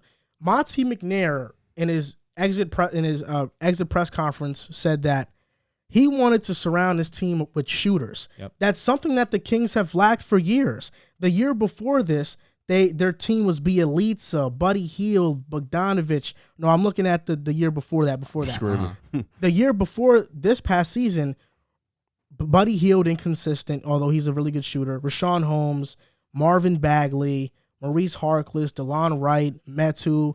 These are good players, but are they like really, really good NBA players or not? Right? They're not. But Monty McNair, his one thing has been that he wants to surround his team with shooting because shooting has been the problem for the Kings the past couple of seasons. Defense has been the problem with the Kings the past couple of seasons. So what does McNair do? McNair goes out and hires a defensive guru in Mike Brown, who the Warriors this past season credited with their improved defense. With Klay Thompson coming back, being great defensively, he credits Mike Brown for that. For Steph Curry being better defensively, he credits Mike Brown for that, for pushing him every single day. For Jordan Poole being better defensively, he credits Mike Brown. And then you add shooters in Kevin Huerter, Malik Monk, who are 38% three-point shooters or above, Keegan Murray, who is a very good shooter. He's a polished prospect. We've been seeing what he's doing in summer league. He's averaging 20 points, 8 rebounds, shooting 51% from the field and 44% from three. And Monte McNair, these past 3 drafts, has been pretty good. He's drafted Keegan Murray, Tyrese Halliburton, and Davion Mitchell. I think that's a pretty good track record so far for Monte McNair in the draft. He really hasn't messed up Kings picks like they usually mess up in the past. We're looking at a starting lineup of De'Aaron Fox, Kevin Huerter, Harrison Barnes, Keegan Murray, Domantas Sabonis. That's cute. At the minimum, it's cute. You're looking at a bench of Malik Monk, Davion Mitchell, Rashawn Holmes, who am I crazy for saying Rashawn Holmes is a starter on a lot of teams in the NBA? I would love for him to I'm be not crazy for that. What about Davion Mitchell? He's not a starter on the guard position in the NBA is stacked, but he's a guy who averaged 11 points per game last year as a rookie, 4.4 assists, and he's Patrick Beverley, but I think he has more offensive upside than Patrick Beverley. In my opinion, that's Davion Mitchell. I'm with you. Malik Monk, who for the Lakers last year, he was huge for you guys. He stabbed me in the back. He had a really great season. I didn't want to mention him out of boycotting Malik Monk. Malik Monk is also playing with his former counterpart in De'Aaron Fox. I love that. Terrence Davis is not a bad player either, a bad rotational player. And Chimezie Metu, who last year was a very good wing player for Sacramento off the bench as well. And they also have an overseas prospect that may or may not join the team in Sasha Vezenkov, who's been very, very great overseas. He has until July 20th to sign his NBA contract, or else he'll be back with his team in Greece. But that's something to be excited about. Mike Brown said, there's just a lot of opportunity here for this place to explode, and I want to be a part of it. This team hasn't made the playoffs since 2006. They're hungry to make the playoffs. Now, the biggest question mark is De'Aaron Fox. And the biggest question mark is De'Aaron Fox's defense. Offensively, I'm not worried about him. It's defensively. Also is mid. He said this. Obviously, I walked away impressed with his speed. This Mike Brown saying this about De'Aaron Fox. Obviously, I walked away impressed with his speed, but I thought he was a dog defensively. Brown said of Fox. This is when he went and saw him in high school in AAU. So there's going to be a lot of pressure of him coming from me, not anybody else, to get back to what I know he can do on this level night in and night out. That's from Mike Brown. I think De'Aaron Fox is going to be significantly better on the defensive side of the ball. And when Tyrese Halliburton got traded from Sacramento, De'Aaron Fox quietly in the month of November in 8 games averaged 27. November? No, month of February, my bad. De'Aaron Fox averaged 27 points, 4 rebounds, 6 assists, shot 50% from the field and 35% from 3. Then in March, in 8 more games, he averaged 31, 4 rebounds, 7.4 assists, 50% from the field and 40% from 3. And with Domantas, when he plays with Domantas Sabonis, he's averaging around these numbers. He's already had a season where he's averaged 25 points per game. You know what the record fact is? that you talk about De'Aaron Fox like he's some scrub is disrespectful. The team's now, mid. De'Aaron Fox is going to have a big-time season next year along with Sabonis. They have the proper depth around this team, and they're going to be a playing team, 100%. Do you guys think there's a gap between them and Portland? I think this roster's better than Portland. Yeah, Portland and them is the... I think this roster's better than Portland. I'm just stretching. I'm about to talk. Chill. Let me ask you, Drew. Who on Portland...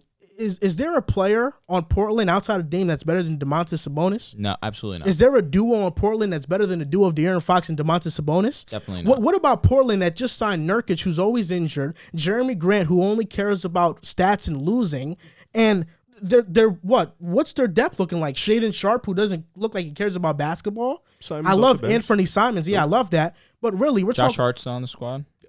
I think it was re-signed. River, are you telling me this team of Portland, I'm just assuming Simons is coming off the bench. Right. Are you telling me this team in Portland with Dame, Gary Payton, the second, Josh Hart, Jeremy Grant, and Nurkic is better than this starting lineup the Kings have It's not. It's not.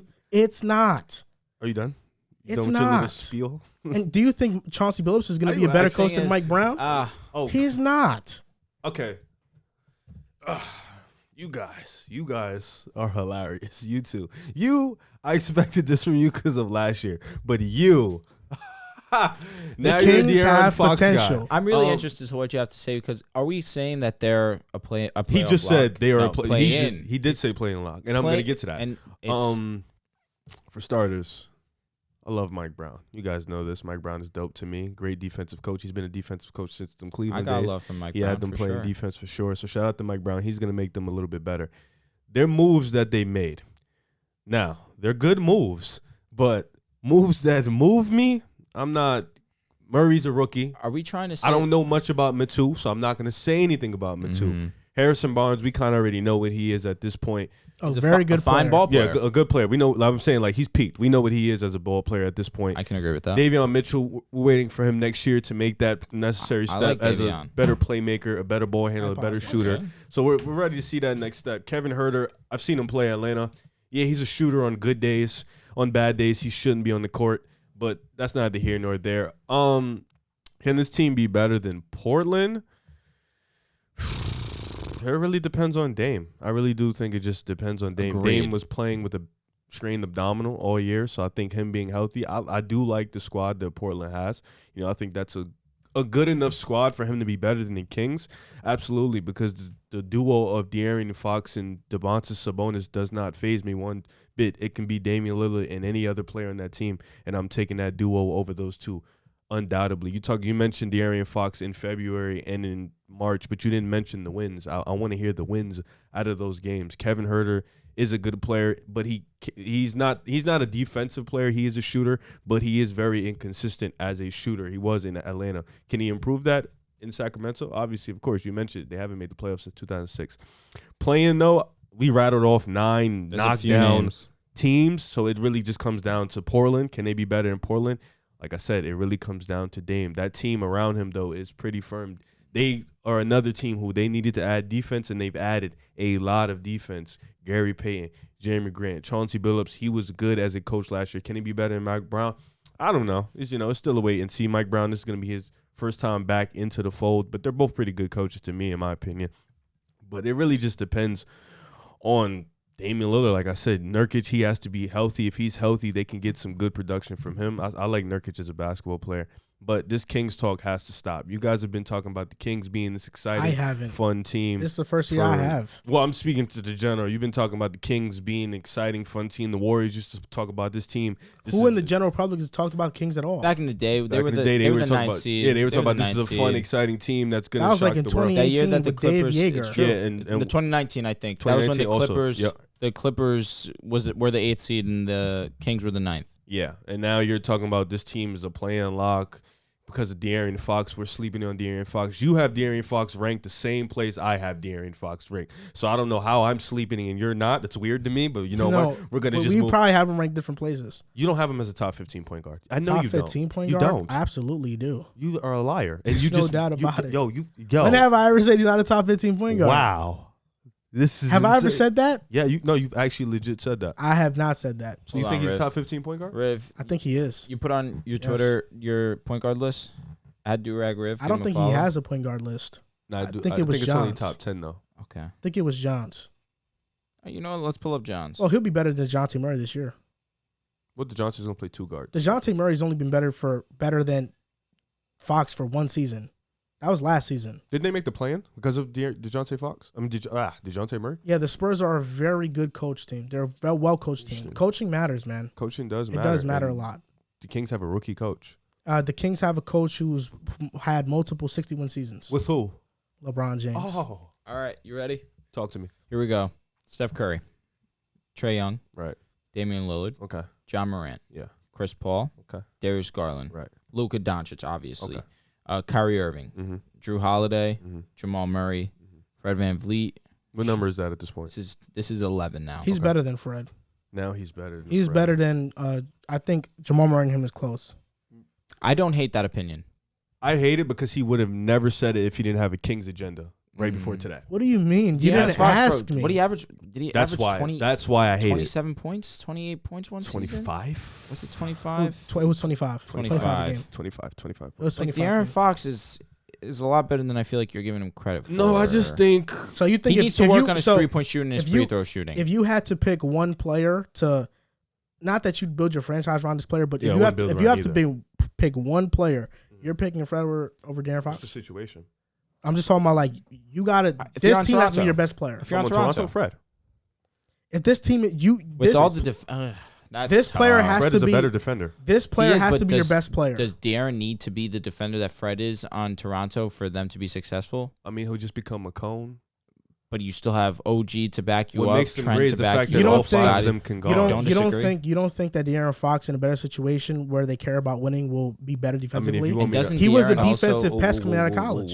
But doesn't De'Aaron also talk to me? heighten your offensive ceiling? I mean, Fred is a better shooter, so I don't know. I don't think so. But think about De'Aaron's still a prolific offensive player Yeah, in without a bad being a jump shooter. situation. You're comparing a prolific offensive player in a bad situation to a guy who's a 20-point scorer on a playoff team. It's completely different. And he's a better shooter. I guess you could say that. So Keep going with the names though, because you're like 12, right? Yeah, no. Shea, you're taking Shea. Easily. LaMelo, I Yeah. would take LaMelo. DeJounte Murray. Fox. Have He a had Fox. conversation. No, he has DeJounte over De'Aaron. Well, where's Fox on his list? Fox is 16, so 17 because I'm including Luka as a point guard. That's firm. Those guys had better seasons than him last year, because if you account winning as well. Yeah, I think he's But- he's around that, right? Are you taking Tyrese Halliburton and De'Aaron Fox? Right now, De'Aaron Fox is better. Tyrese Halliburton has more potential. Are you though. taking Tyrese Maxey or you're taking De'Aaron Fox? Fox? Maxey has more potential, though. I would take Fox right now. What I'm saying is that, yes, he's a top 15 point guard. So move on to your next point. Well, no, he wasn't in the top 15 on the list. I don't care about John's list. I understand. Yes. There was some respect on John, John. look, I love John. You know I love John. But when we're talking about if I think he's a top 15 point guard, I'm just curious. I I've never don't heard care that. about No, I understand. John's list in that aspect. I've just never heard He that. has him at 16, and I have players that are ranked higher than him over. I have Fox over some of those players. So for me, he's top 15. Oh my God, he had Cade Cunningham 23. He's a rookie. Oh, but he put an arrow under his name, like he can definitely go up. Smart for him. to do That was something. lit. That is very smart for him to do that. Yeah, no, I don't think the Kings will make the play-in. That's I just apologize, John. That was rude. Yeah, it Yeah, was that just was slightly. I just don't slightly. think the Kings will make the play-in. That's just stupid to think that. I think It's not stupid to Stupid. think that. Yeah, I don't. But you just said It's not stupid to think call him that. a play-in lock. That's it's not stupid. Play-in lock It's is bold. that- okay, It's let me bold. let me say that. Play-in lock. Calling them a play-in lock was stupid to say. Let me say that. Pardon Because they me. could be that you I said apologize. They that, can be 11 that 10, to 12, that 9, 10. Yeah, but calling them a play-in lock was stupid to So say.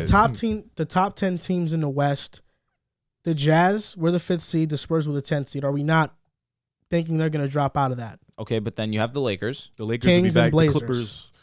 The The Clippers are top 10, so that doesn't matter. Name the teams. I'm so sorry. I blanked. The Jazz and the Spurs were both top 10 teams in the West last year. Jazz is going to be. They're going to drop interesting. off, And the Blazers. and the Spurs are going to drop off. Well, So, I'm under the belief that the Jazz are just as good as the Kings, and I yeah, think that's actually stupider to think than them Nah, thinking it's a play-in lock. not really. Thinking But, the Jazz are as but I good as the think- Kings with currently constructed roster-wise is legit ridiculous. You're banking on Kevin Herter. I'm not and banking on Kevin that's Herter. You're I'm banking banking on, on their 2 conversation. All-Stars and Domantas De'Aaron Sabonis Fox and and Domantas De'Aaron Fox. Sabonis. Two what? 2 All-Stars. Bro, Domantas They're Sabonis is All-Star an caliber all-star. players. Is De'Aaron Fox not an All-Star caliber player? Rev, honestly, answer the question. Is he an all-star caliber player? Yes. I guess so at this point because there's so many fucking all-star. There's caliber a lot of players. Domantas All-Star Sabonis calibers. was actually an All-Star He actually too. was. No, this year or last year? Well, Last. Yeah, like I think he's something is he like that. In multiple? Indiana. Well, he's made an All-Star Yeah, before. you're relying on two of these dudes are, first of all, you're relying on both. Neither of them are top 35 players in the NBA. That's what you're relying on right now. You're relying on 2 non-top 35 players in the NBA, and then a bunch of playing team. and then a bunch of okay to not good role players He's a 2-time All-Star. in terms of Utah and Portland, where they have 2 established guys. I trust okay them to more. not good role players. Wait, who's 2 established? Who's guy in not Utah? good? Damon, no, I'm saying Utah and Portland. Wait, okay, hold up. Is Kevin Harrison Herter is not that good. Is Harris? I'm sorry, he's not that Wait, good. for one, you know this is you do this a lot, Riv. Talk to Is me. like when we talk about a team, you get fixated on like the player that I am hyping up the least out of everybody. No, I was going Who the fuck has talked about Kevin Huerter making a big ass impact on the Kings? I was talking about your rotation. Kevin Huerter's not that good. The only person you've mentioned is Kevin Huerter. Am I wrong about that, Drew? I was just about to name the rest. It seems like Kevin Huerter seems to be on your mind. Well, because that's the one guy who's going to start. So if he's going to start, I'm going to talk about him. He did say he was going to start, did he not? Yes. All right, Davion Mitchell That's my is projection. not Davion Mitchell. Oh, you're projecting. Wait, hold up. Is Harrison Barnes okay to not good? He's okay. Is Keegan Murray, you're projecting him to be okay to not good? Rookie, I ain't going to project. Okay, is Malik Monk okay to not good? He's okay. Whoa. He's okay. Doesn't He's okay. respect on Malik's name. Really good? He's good. Is Rashawn Holmes okay to not good? He's okay. No, he's a good player. He's a good ball player. He's a good player. Hey, guys. Is Davion Mitchell hurt an last okay year. to not good? Is he okay He's to not okay good? at this point. Let's be realistic. He's okay at this point. He's a good player. Oh, my. Davion Those is a are good good player. Mitchell is okay at this point. Is Tyus Jones okay to not good? Let me just ask you that No, question. Tyus Jones is... He's good, right? He's good. He's good. Is He's Dave- actually good, though. Is Davion Mitchell not like on the same level as Tyus Jones, bro? What the hell? Is that not a fucking fact, bro? I don't know. Are you dead ass? No, That's not dumb. That's not dumb. No, this That's is not sick. dumb. Yo, Tyus Jones is just in Memphis and he's in a better situation. Stop talking for a second. Can Davion Davion Mitchell not do what Tyus Jones just You did mean in lead Memphis last the year? lead the league in assist to turnover ratios? No, the hell he cannot. He was a great. He literally He was a can't. great. He's a better playmaker. scorer than Tyus Jones, though. Why? Because he scores more. We know he's a better scorer, bro. Davion Mitchell. He has a better handle than him. Who? Yes. Davion Mitchell does. You don't even believe Yes, what you're saying. he does. There's no way Yes, you believe he what you're does. saying. I don't know, Did bro. you not see him in the Baylor run to the championship? Did you not see Like him? college, bro? That He was 2 led years them. ago. That was literally recently. Yo, bro, you're sick. In college, he's called off night in the NBA. What are you talking Now about? you're crazy for that one. What are you No, talking you're about? crazy for that Can one. you name me 10 Hold on, better hold on, defensive point guards in the NBA than Davion Mitchell? Hold on. Can Just you? Give me 1 second. Can you? That was nutty. Can you? Let me. I want to know. That was nutty. What's Davion Mitchell's 3-point percentage? 31%. He shot 31%. Tyus Jones was 39. That's great. You said he was a rookie. just said Mitchell He was shoots a better. rookie. That's what you just said. No, I didn't. When did I say he shot better? You just say he's a better shooter. I said he's a better ball handler. He said ball handler. Oh, okay. Pardon Yeah. me. Oh, wow. My guy. You really don't listen. That Tyus is Jones' rookie averaged 4 points. Why are you comparing them as rookies? Because I'm saying. One Davion came in at, 19? The other came in at 23 years old. Okay, well, You cannot compare them as Tyus rookies, Jones bro. just had his big time year this year, bro. Yeah, but you know what's funny about that you say that? Give me a Drew, second. listen. Tyus Jones, 1, 2, 3, 4, 5, 6, 7, 8. Tyus Jones is in his 8th NBA season and just broke out. And now. Davion Mitchell's in his first, and he's 3 years younger. Davion Mitchell's in his Just say first. Davion's ceiling's higher, 'cause it Davion is. Mitchell's a rookie Who's better and right just now? averaged more points You've per been game than on- Tyus Jones has done in his entire career. First of all, his team What are you sucks. talking His team about? sucks. What are That's you number talking one. about? Second of What all, are you you've been talking on about? record by saying he's the oldest. He's an old rookie. Of course, he's supposed to do that. He's an established player already. You've even said this is probably what he's gonna be for his career. This is the type of player. But Tyus, yes. The efficiency. No, he can be better in all those aspects. I'm sure he was can. But in you college. can't He shot great from stop 3. Talking about college, nobody cares But about we know college he can anymore. shoot. Yes, but Austin Rivers that's was elite in college. He wasn't was elite in garbage college. in the. He wasn't elite in college. Jimmer He was Fredette not was elite a in knockdown he- shooter he in college. wasn't elite He in was college. not Rivers, good in the NBA. Rivers was mad good in college. Stop it. He wasn't Stop, elite, though. Stop it, please, with the college He was supposed to be a garbage. top 5 Look pick at and drop to the 10. The Baylor run. Nobody cares about that no more, bro. Like, so nobody cares. look at this. Nobody Look at cares. this. So Davion Mitchell this past year averaged more points. He averaged more assists, and the rebounds he averaged 0.2 less. Look, Tyus Jones was more efficient in a way better situation under a great head coach, Also Taylor with a lot of Jenkins, players who under eat. an established offense. Memphis eats. has a ton of good ass players. My point is why his numbers look like that. Memphis eats. Like, their team eats. Their whole team eats. So you don't think Davion Mitchell goes if he He was, he's not the playmaker Tyus Jones I know is. he's There's a not reason he thrives he's in not that situation. he's not the playmaker Tyus Jones. Who can Tyus start on Jones, the team out of those two? Who can start on more NBA teams out of those two right now? And be honest, don't. It's the same. It's really the same amount. It's really the same, bro. Davion's a really it's good really defender. the freaking same. You're over here trying to act like there's a Bro, gap Pat between Bev Tyus Jones and Pat Davion Bev Mitchell. has started on every No, Pat no. Bev can also Look, space the floor Drew, this at an is efficient rate. This is what That's fair. This is what I'm annoyed at. I'm annoyed at the fact that I literally asked you, what is Davion Mitchell? You said he's okay, whatever. okay. He's okay. Tyus But Jones Tyus is good. Jones gets the good label? Tyus Jones What is the really- fuck? They're in the Tyus Jones same is good. tier. They're not in the same tier. You Yes, just they The are. thing is, I want to be fair because I've stated that I think both are good. I think both are Yeah, good. you've said that. I think both are good. That's why I'm fine with you. That's but he was ridiculous. pushing weird agendas before this. What weird agenda? What weird agenda? King's agenda. Everything looks different, bro. What weird agenda? What's going on, bro? What are you talking about? The only thing. All right, is Tyus Jones good? Yes. All right, so Davion Mitchell, good, correct. Yes. All right. Is Davion Mitchell good? He's okay, bro. He's That's okay. what I'm saying. That's why I'm mad. He's okay. Why He's can't you okay. level, He's though? a 70 overall player. Tyus Jones is like You're top using of- 2K top ratings? and 79. Like that's forget the about type- Are you dead ass? Are you dead That's ass? the type of vibe I'm Bro, feeling right now. If I had we're in the basketball debate. He's using 2K overall ratings. Are you serious? Oh my Tyus god. Jones is like a 77, 78 overall. Oh Mitchell's my like a God. 74, bro. I Tyus swear to Jones is a God, bro. 78? Davion Mitchell is not that Get guy. out bro. of here. You're insane, What are you yo. talking Davion about? Mitchell's not that guy, So you wait, hold up. So he thinks Tyus Jones is a 78 overall, Davion Mitchell is 70 overall. You think there's an 8 overall gap between Tyus Jones and Davion Mitchell? I said, Get look, out of I said here. Davion Mitchell's like a Get outta 74, here. 75 overall. Bro. Tyus Jones like a 77, 78 type of player. Kevin Huerter is inconsistent. Is he still not a good player though? He's okay. See, look at this guy. Look at this guy. This Come guy's on, bro. ridiculous. Have you This watched guy's- Kevin Huerter? this Like guy's I've watched ridiculous. more Kevin Huerter. I This know guy's that. ridiculous, There's no man. way you actually This think he's guy's like, ridiculous. come on, like This you're guy's ridiculous, You're relying man. on Fox and Sabonis This to guy lead your is team. ridiculous. Like, come on, Bro, Davion. Tyus Jones is actually an 80 overall in 2K. I know. Yo, what? What's Davion I'm Mitchell? about to look. It's not a gap. I guarantee he's a 77. That's a gap. No, it's not. It's literally the same Nah, fucking I'm thing. laughing at him say 77.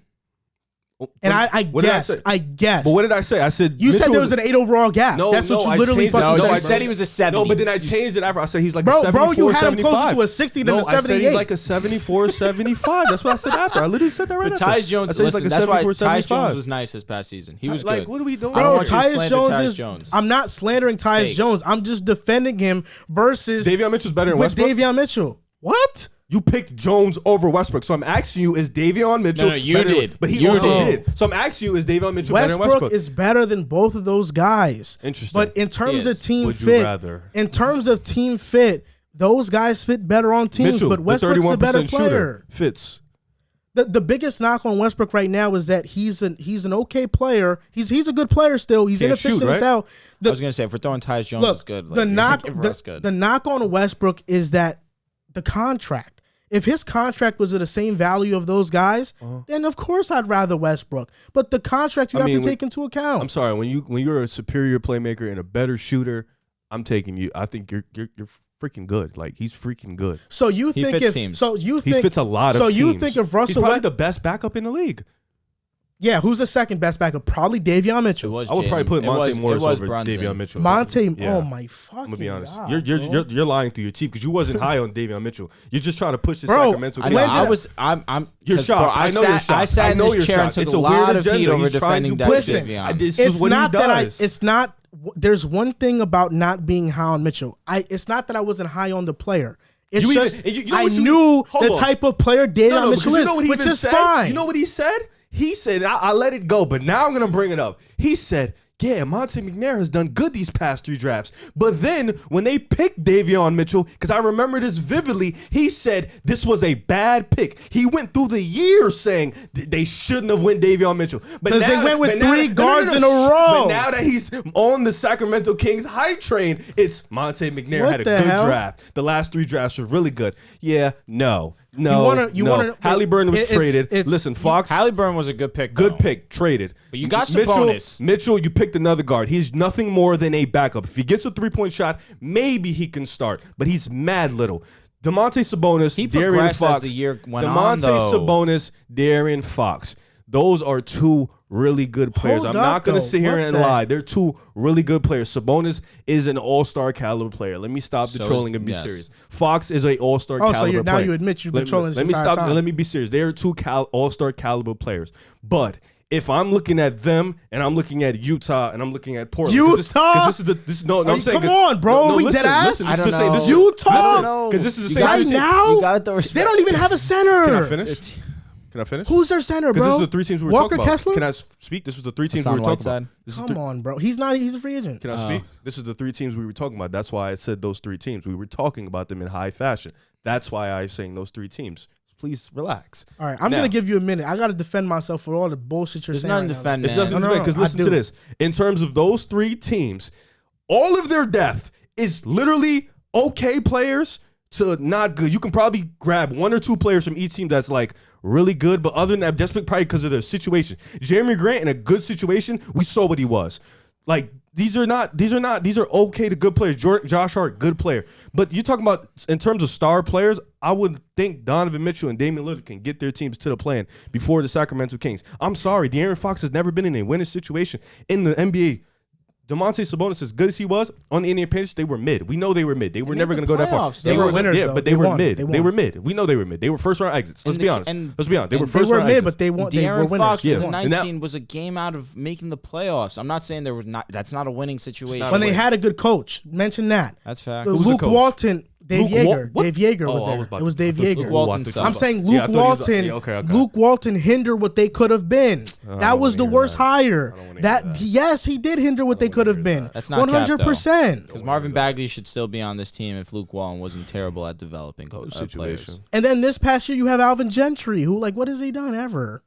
I mean, Mike Brown's only done things as a head coach with LeBron. LeBron James. Mike Brown is a better coach, man. Let's No, stop but the don't. bullshit. No, I agree with you, but let's not play come on, bro. play the cards here, because we even had a segment about Mike Brown, and you told John to his face, "This is okay hire to me. I don't even think it's that good." If I No, had I to just choose- said no. Yeah, I said listen, Mike. I said I'd rather Mark Jackson. Oh, That's what I said. But now you're all of a sudden on the hype train of Mike Brown, which is weird You're not to me. over. Listen, You want to know why? weird You to want to me. know It's why? not weird You want to know agendas why? being Not overly pushed. gassed. Stop Weird talking. agendas Stop talking. pushed. Stop talking, Weird please. Stop agendas talking, being please. pushed. That's Stop. what's going Stop on. talking, please. Like, it's insane. The reason why can a brother change his mind? God damn it! Yes, I wanted Mark. I'm about to rebuttal everything you just said. And then we're going on to the next topic. I wanted Mark Jackson over Mike Brown. Yes. But Mike Brown, I understand, is a defensive coach. What do the Kings need the most? Defense. What can Mike Brown bring to the Kings? Culture and defense. Those are two things that he's going to get them better at. There's no doubt about it. When you talk about Davion Mitchell, on draft night, was I a bit upset about it? Yes. Want to know why? Because I was higher on other prospects. But The whole year you was. But in hindsight, What's changed? the player that Sacramento should have taken, but they didn't have a chance to, was Franz Wagner. Wait, what's changed though? Wait, hold on. For one, we have segments on the podcast talking about the Kings where I have raved about Davion Mitchell. I have a YouTube video on YouTube where I have raved about Davion Mitchell's defense and what he's done for their defense early, what he did for their defense early in the season. So what are you talking about? What's changed? What's changed with what? So from the moment Mike Brown got hired, you were like, You want me said- to, what's listen, changed with the Kings, with why I'm high on them? That's your question? Keegan Murray, Kayvon, Let Malik me ask you a Monk, question. When Mike Brown got hired, you said you just gotta said stop you calling did. him Kayvon. You preferred Mark Jackson. No. This is where I'm going to correct you right here. But when we had John on the show, it was speculation between if they were going to go with You Mark said you Jackson and prefer Mike Brown. Mark Jackson? No, yes, and I said I prefer Mark Jackson. When Mike Brown got hired, From that point- we had a segment on the Kings, and I said on that show, I liked the move. That's what I said. And I'm asking you from that move, from that day to today, you're telling me that the additions of a rookie, Keegan Murray, Kevin Huerter. Did you just not listen to what I said? No, listen, just so I make sure I'm not hearing you wrong. Just so I make sure you're telling me the moves that they've made so far from that This signing, offseason. yes, from that signing to now, these moves in Fox being improved in February and March, those are the months you gave us. Fox those was numbers. great. He was really so good. those months you gave from that moment on, you believe that they're a play-in lock. That's why I'm asking, so we can be on the same page. Sabonis. That's Yes. what you believe. Yes, Sabonis. Okay, Yes. I just want to make But sure we're on the same page. I just want to clarify this. Okay. Nothing has changed. Okay. When Mike Brown first got hired, I said I liked the move. Oh, no. When he things got have changed, just maybe not that, but things have when definitely he got undoubtedly tired, changed. I liked the move. When Davion got drafted, wasn't the biggest fan of the pick. I know. But when the season happened, I loved Davion Mitchell's defense on Sacramento. Right. I loved it. I literally made Exactly. I literally Make that face. I literally made a film analysis on Davion Mitchell. I literally made a film analysis on it. John can vouch for it because he edited the goddamn video. The only thing I pushed back on was when Drew said that he should start alongside De'Aaron Fox. That's what I push back on because Davion Mitchell. Davion Mitchell. Respect me. Do I think that he has a high ceiling? No, I don't think that. But the player he is now, if he becomes more efficient at the things he's already good at, he can be the best backup point guard in the league, and there's nothing wrong with being that. He is one of those guys that sets the foundation for a team defensively and the culture. That's why I like Davion Mitchell. Right. So never once did I say Davion Mitchell's a horrible player. No, I never said that once. No, we never I never said that once. That's what you're making it sound like. No. You're assuming because you knew you got caught because you said a lot of dumb things in the beginning. And before, I'm not assuming that's what you said. That's why Drew. I never said you said he was horrible. But Drew made that face because he knows what I'm talking about. You have been caught on camera. No. That's because saying Drew, a lot of things Drew that made is making this Sacramento King look weird. Drew made that face because he's getting flashbacks of when I was laughing at him because he said he should start. I still think that's a laughable statement. Said that he could. I still think that's a laughable statement. No, it's I mean, not. it's also a laughable. It's a laughable statement from what? The play-in? You think so? Really? You laughed at me. Everybody laughed at me with Minnesota. Everybody. No, you said 5. We laughed at you. They were literally this close. We didn't laugh at. They literally were this close. River laughed at you, and I laughed because you said 5. No, I laughed. I laughed because of River. There's a video. He laughed because of me. Exactly. I laughed because you said 5th seed. They weren't 5th. They were 7th. They were close went to the play, and we all had them in the play. They were close to the. They were close to 5th. No. They were 7th. No. It's 5, 6, and 7. They were 7. Did you think they were going to take a second seeded Memphis team to 6? You did not. What are you talking about? Yeah, I said Memphis in 6. No, you did not. What's wrong with you? I said Memphis. You see how you trying to push that agenda? I said Memphis. You didn't think it was going to go how it went, though. No, I didn't think they were going to blow leads and be asked the way they was, but I thought I had Memphis at 6. But we all had them in the play-in. We all did, realistically. So why are we doing that? Why are you building up that? No, because you all over here capping. We're gonna move on to the next segment soon, but you know what I'm gonna do? I'm just gonna call my protege Serge, Mr. Historian. I'm gonna get him to get the clips of you, and once he gets the clips, you can get them. Done. Just don't hide either. Done about don't what? Don't hide because I'm gonna pull out the clips. All you're going to say about De'Aaron Fox is top 15. We was making a top 15 point guard list before, and I didn't hear Fox name one time. We also didn't mention Trae Young, so we'll see on that one. Ooh, wait. When you guys made the list, you were just naming point guards, not me. You could have thrown Fox. Don't act like you a bystander now. No, I was just going with what y'all was saying. That's it. Okay. I wasn't chiming in, but yeah, we can get the clips because I vividly remember all I've said about Davion was he does have a low floor. But that doesn't. But you're talking about him like there's a big ass gap between Tyus Jones. That's what this entire pushback has been. Because I said Tyus was better, and I said they're the same, literally. But they're not. They're one can't shoot. They're one on the same tier. They're on the same tier. Though? I'm Davion confused. can play make. What are you talking? He averaged 4.4 assists. Tyus Jones. He's not as good of a playmaker as Tyus. No, he's not. But he can. But they're on the same tier. They're literally on the same tier. He can't play make like Tyus Jones. Is that better? I agree. Is that better? I agree. Yeah, he can't shoot like Tyus Jones either. So what are we doing here? So you 31% shooter. How much you want to bet that jumps up to 36% this upcoming season? Or 5%?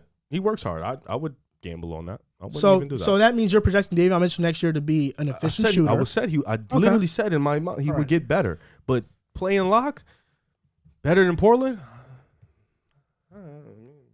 Whatever. Mention Utah too, because that's the one you're fixated on too. Who? Mention Utah too. I think Utah. I want you to mention Utah too. No, I'm here with. I'm standing on what I'm not going to flip in the middle of the year. I'm going to stand on what I say. I think Utah will be, if not better, right there with the Kings. It's not much for you to flip on. You don't make much takes. No, I'm not a flip flop. That's what I'm not a flip flop. I'm not going to flip 3 months in and then say I've been said that. I can't do that. It's not in my character. I'm going to stand on 10 though right here when I say Utah and Portland will be better than the Kings. Okay. I'm standing on that. And when you look foolish with Portland, there's a chance, but with Utah, definitely not. If I look foolish, I'm going to come up here and say you was right. I'm not. I'm going to do that. But are you going to stand on what you say? With the Kings? Yeah. Or are you going to flip in January? Last year I wasn't high on them. This year I'm very high. So you're not going to flip in January? Why would I flip? Because this is what you do. I don't flip. Your toes don't stand. You flip. I don't flip on anything. Your toes don't stand. Your toes don't stand. I don't flip on anything. So you standing. There's a difference between what you're saying and what I'm saying. I don't want to hear the change. You want to know what's the difference? I don't flip. I use statistics, facts, and analytics to change my mind on things. but that's it. The fans going to kill you. That's not flipping. The fans going to kill you. That's not flipping. Let me know that's if not you flipping flipping. or not. That's not flipping. The fans might send me 1,000 clips of you just. That's not flipping, because you want to know what? Flipping is going one day, saying something one day, saying something the next. Once I get evidence, I look at that, I dissect the film, and I change my mind and I analyze What that. I want you to do is when January or February pops up and you're wrong, I want you to come up here and say, I was wrong. I'm not going to be wrong. I want you to come up here and say, I was wrong about the Kings. Okay. They're not good. I'm not going to be wrong. I want you. But you know what? I definitely learned my mistake this past season, because I will give you credit for one thing.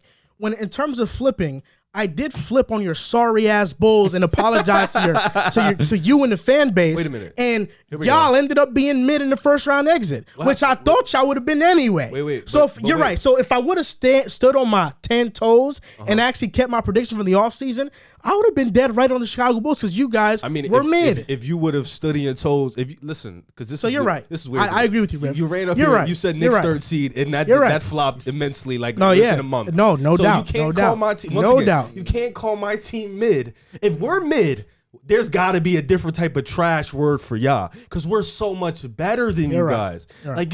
Come on, bro. You went up here. You said Boston was trash after 2 weeks. Then you came. You had them as a playing team too. Yeah, but you came in. You were low as fuck on them in the offseason. Don't forget that too. On Boston.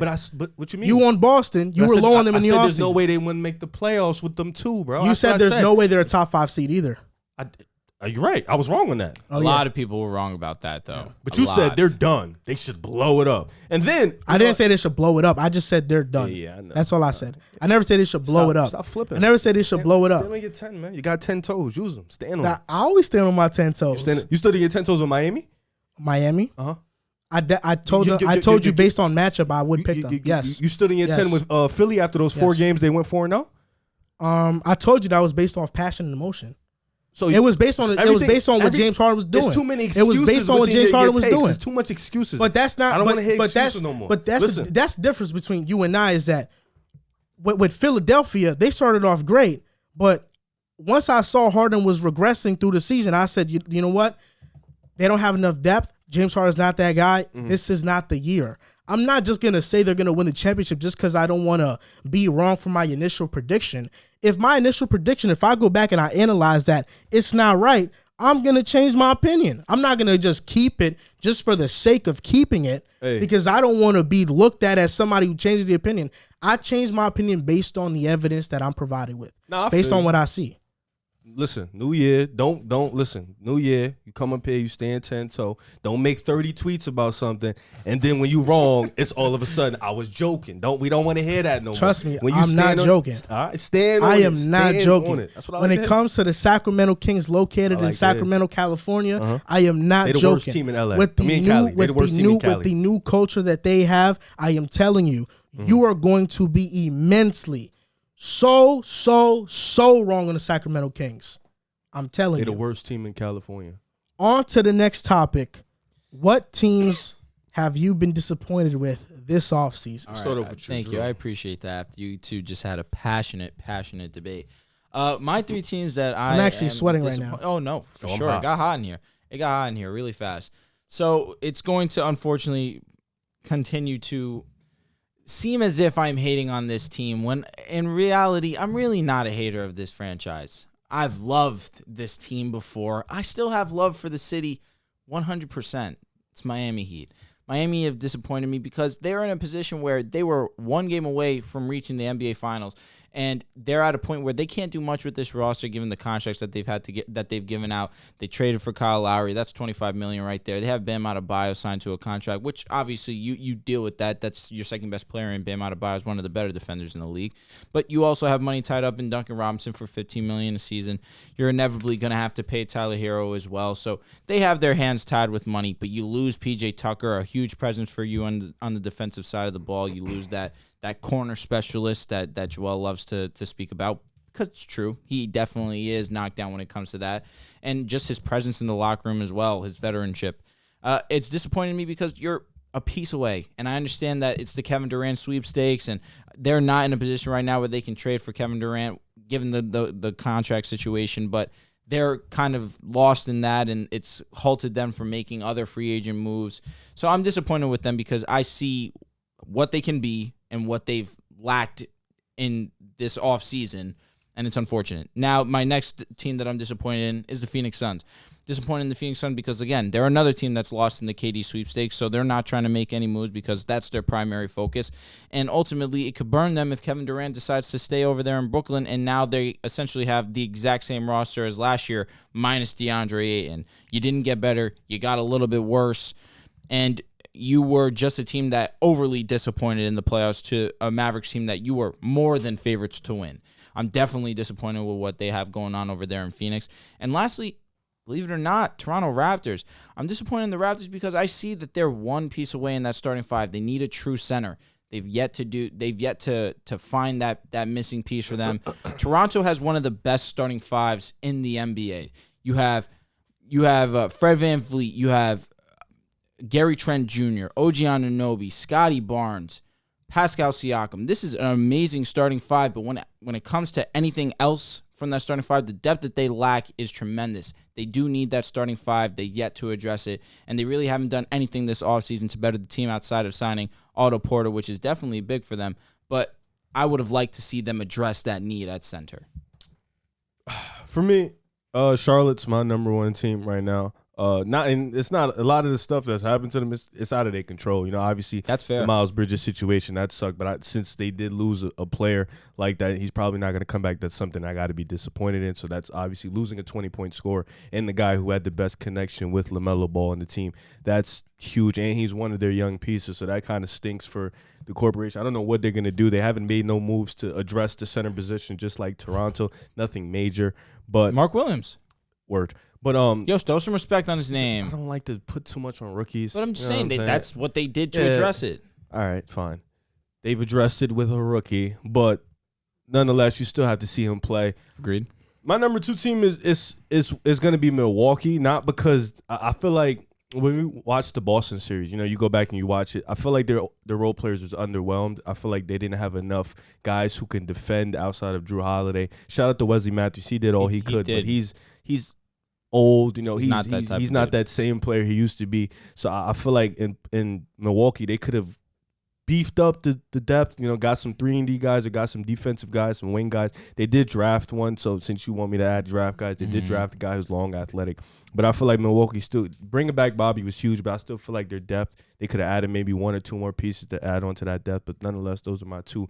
Because I don't think a lot of teams really lost in this free agency up until today. I agree. So those are my two teams. Before you go, really quick. Talk to me. When we spoke about it before the show and you said that you were going to mention Milwaukee, I feel like I didn't want to mention Milwaukee because they lost a Boston series in 7 games without their second-best player in Chris Middleton. They're probably evaluating this offseason the fact of we were a game away from the team that just went to the finals. They shouldn't without evaluate our it like that, second-best though. player. I feel like they should evaluate it like But we were is that- 3-2 in Milwaukee. We had the game in the fourth quarter, and we folded. And our role players were underwhelming. If they had Chris Middleton, which it seems to be popular belief, many believe that they would have beaten the Celtics. Agree, but there's also not popular, but there's also a confidence in where you can say in that locker room we could have won without Chris Middleton. For sure. We could have. I don't disagree Role players at all. are underwhelming. Too much on Giannis. He had to do a lot for that team. So I think that's why. I don't think they're like a complete loss. I still think they're like top of the teams in the East. You think they should have brought back DiVincenzo or? Nah. Okay. No. Okay. Dante cool though, but not. Okay. Charlotte was obviously a loser in the offseason. Not only because they weren't going to bring back Miles Bridges anyway, but, you know, Miles Bridges goes, an all-star caliber level player leaves you. You bring in a coach in Steve Clifford who isn't the coach that I think can fully unlock LaMelo Ball, at least on the offensive side of the ball. And they just haven't made any moves. Yes, they got Mark Williams. Does it help them? I guess in theory. But really there's nothing set in stone. There's no improvement that you see on the roster that you're like, yeah, they're definitely going to improve. And even if you think Mark Williams makes them better defensively or at least fixes that center position, they lost an all-star player in Miles Bridges, which they weren't going to bring back anyway. So because of that, the Hornets are losers. I mean, they were a playing team last season. They needed to take that next step, and they're going to regress.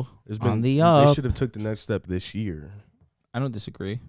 But now we're just going to see LaMelo be more dominant with the ball. Not be good, but whatever. And then the next team is Washington Wizards because they gave Bradley Beal Supermax. That's really it. I like that. You know, the only, Bradley Beal, I've been vocal about him for years. Would you have let him walk? Yeah, I actually would have. You know, I've been vocal about Bradley Beal for years. No, you're crazy. You're crazy. Let him walk and get nothing for him is nuts. I'd rather do that than pay him how much they're going to pay him. They should have traded him and got something. We spoke about it a ridiculous amount during the season last year. There's a no trade clause. Did they make Yeah. No way. There's no trade clause on his contract. They did make moves, though. Monte Morris, I thought, was a good pickup. Will Barton. But they had DeLon Wright. But they have so many guards. Lost KCP. I mean, they just drafted a guard 10th overall in Johnny Davis. And you have Monte Morris, who's going to get minutes. Bradley Beal was going to get minutes. Will Barton was going to get minutes. Corey Kispert, the 15th pick last year, should have get minutes. DeLon Wright, he was a good piece for Atlanta last year. Why shouldn't he get minutes? How is Johnny Davis gonna play? And in this, I feel like there is a chance he's gonna play. There is a chance for Johnny Davis to be buried within the rotation, and even if he does play, he won't play significant minutes. And to me, that is a waste of a pick at that point. I thought the Johnny Davis pick was good if you just let Beal go. You have your shooting guard of the future in theory in Johnny Davis. Let Bradley Beal walk. Trade him for whatever. Just why give him the Supermax for you just to be mediocre? It just doesn't make sense to me. So they're a team that I'm definitely disappointed with what they made. I'm not surprised, but keeping Bradley Beal was one of the dumbest moves their franchise could have made, honestly. That Supermax looks nasty. It does indeed. Shout out to his family, though. He's gonna be making $60 million 1 year, correct? It's $56 million annually. Oh, like averaging out, it's going to be $56 million. I think at the end, the last year he's getting paid $50 million this year, so he's going to touch $60 million eventually. Like his last year, like 63. No, 60, because I think the Joker gets 63 last year. Yep. You give Jokic. I give him that money 10 times out of 10. No cap. He gets the money. He's a 2-time MVP. The other guy has nothing. I don't disagree. Did I stand 10 toes on the Atlanta take or no? That was one of your few you did. Okay. I'm just wondering. That's a really good one. Oh yeah, I'm just wondering. Didn't you say they're gonna make the playoffs? They did. Oh yeah, they did. But didn't you say they're gonna be a higher seed though? Yeah. Oh, okay. My take almost folded. They did make the playoffs though. Yeah, you see. Yeah, but I did call them a fluke, and they were a fluke. You also called Knicks third seed, bro. You kind of flipped in. That's my team though. That's my team. No. Stop. So I was right on the Bulls and the Hawks. Bulls being mid and the Hawks being flukes. But how are we mid? Yeah, never mind. They weren't mid. They were mid. They lost in the first round. The boys were hurt. How is that mid? When you think healthy they beat Milwaukee? Wait. But I don't think they're the seed that they are if they're healthy. I called the Pacers mid for making it the first round. You called them competitive. So why are we mid but not competitive? I never said the Pacers weren't mid. I agreed with you they were mid, but they still won games. We won one. You won games, yeah, sure. I never said the Pacers weren't mid. What are the Knicks? You guys did get swept. We were bad last year. I thought you guys. The Nets are the only team. I apologize. You're right. Don't disrespect it. The Knicks were bad last year. As simple as that. Bad? That's your only word. Well, bad is a pretty. You need to dig good deeper word into for that them, bag, right? buddy. You think? Yeah, it's bad. No, you were shitty. Disappointing. Yes. You need to dig deep into that bag. Well, you were bottom of the barrel. Yeah. Okay, I'm just making sure. You know, hey, Jalen just Brunson, in the past RJ couple of minutes, I was just thinking about things that you said. I 10th said. best duo in the Eastern Conference at best. Who? Jalen Brunson, RJ Barrett. What they got? What the trio's like the 12th best, 13th. Oh my that god, trio stinks. Poopy. Yeah, trash ass team. It's unfortunate. Right, it's unfortunate. We got a brighter future than the Bulls. Think so? Still. Oh heavens, no. I know so. I'd rather go see a Davies concert at this point than watch you guys play. You used that joke 3 years ago. It worked, and it still works. You used that joke 3 years ago. I bet you the fans. It's that was not actually funny on the no more. premiere show. It's actually not funny no more. You don't. That was think on so? our second show ever. You think so? You think in the I comments laughed, they won't bro. laugh? Huh? You think make sure you bet on. You think in the comments they won't laugh? I think some people will laugh. Oh, okay. Just because that might be their first time hearing it. Good, we got new fans. But I've heard it before. That When Nothing Drew new has to it. you. So when Drew has it, yeah. you laugh. I did. just at Don't least hate. Stop hating. come up with new content, man. You guys need to come up with a new team. We did. We got Jalen Brunson. Right. That is going to make a difference for sure. What is he, the 20th, 19th best point guard? 18th? I think 18th. Around there? Yep. You want to do this week in the NBA? Yep. I'm sorry, man. I know you're feeling attacked right now. No, I'm not. I'm good. I'm good. All right. So for my this week, Not yet. No, what are we doing right now? You can't just do that. You can't just jump. The gun Why, like that. bro? You can't just jump. We have to announce it. We have to. Here I go. I'm announcing Okay. it. We're That's going not into your this. I will announce it because we have a sponsorship this episode. Oh, Yeah. So you Drum couldn't. roll, You drum can't. roll. You can't just jump the gun That's on not us. your role. You see how you overstep your role? I guess. Yeah, don't Trying do to that stop again. this conversation that has been going on for too long. You can't talk. You don't come up with original content. You're I'm gonna- recycling jokes. I'm an original. What you mean? This week in the NBA, sponsored by NBA Top Shot. Yes, Shout out to sir. NBA Yes, Top sir. Shot. You guys probably heard of them. NFTs, NBA Top Shot. You can come up with a bunch of different moments in the NBA. You can buy moments on the marketplace. I know that a lot of people are kind of like, they shy away from Top Shot because they feel like it's expensive. But in all actuality, you can buy moments on the marketplace for like $2, Couple bucks, yeah. sometimes less than $5, and you can open up packs. Like there's a starter pack you can buy. It's $9 and it gives you a bunch of moments. NBA Top Shot was kind enough to gift us 5 packs, and we were supposed to open it up on the show.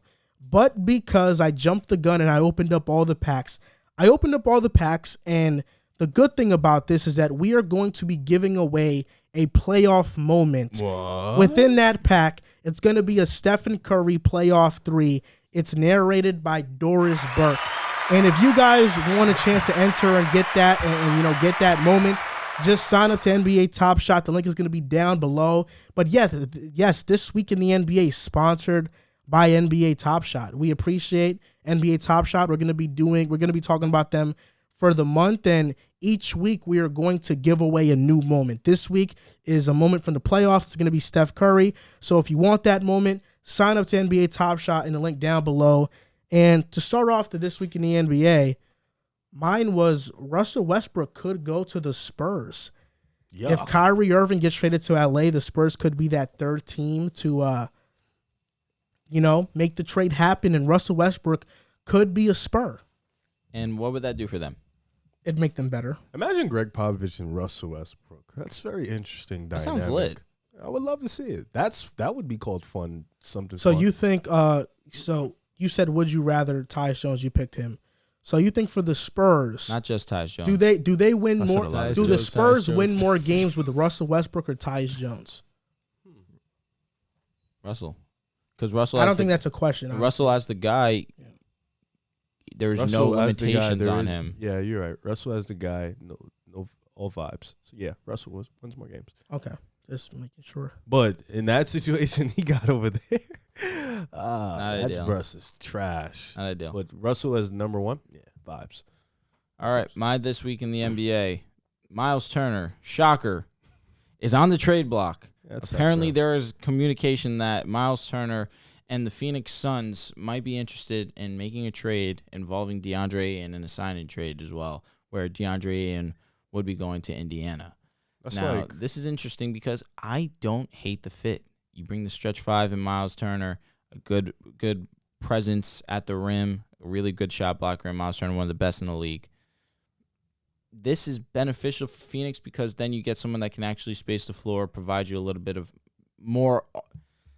His offensive limitations aren't the same as DeAndre Ayton. I feel like he is more unlikely to get lost in a game than DeAndre Ayton is. he's also peaked. DeAndre? Miles. Oh, for sure. But I feel like he fits Phoenix better. That's fair. That's crazy, man. It's like when your wife keeps telling you we're gonna get a divorce every year. Dude, I wasn't on the show when you made the Miles Turner joke. What joke did I make? Every week we hear about Miles Turner getting traded. Yeah, it's crazy. Dude, it's hilarious. I feel bad for him. I really do. Like a team doesn't. They want- treat him like don't a want- piece of They shit. don't want him. They Like, treat him like shit. but then that's crazy. Another guy that nobody wants. Colin Sexton. You know, What do you mean no one wants him? his market is little to none, and it's crazy because he's still relatively young. This is a guy who Would love averaged him on the 20 Lakers. plus.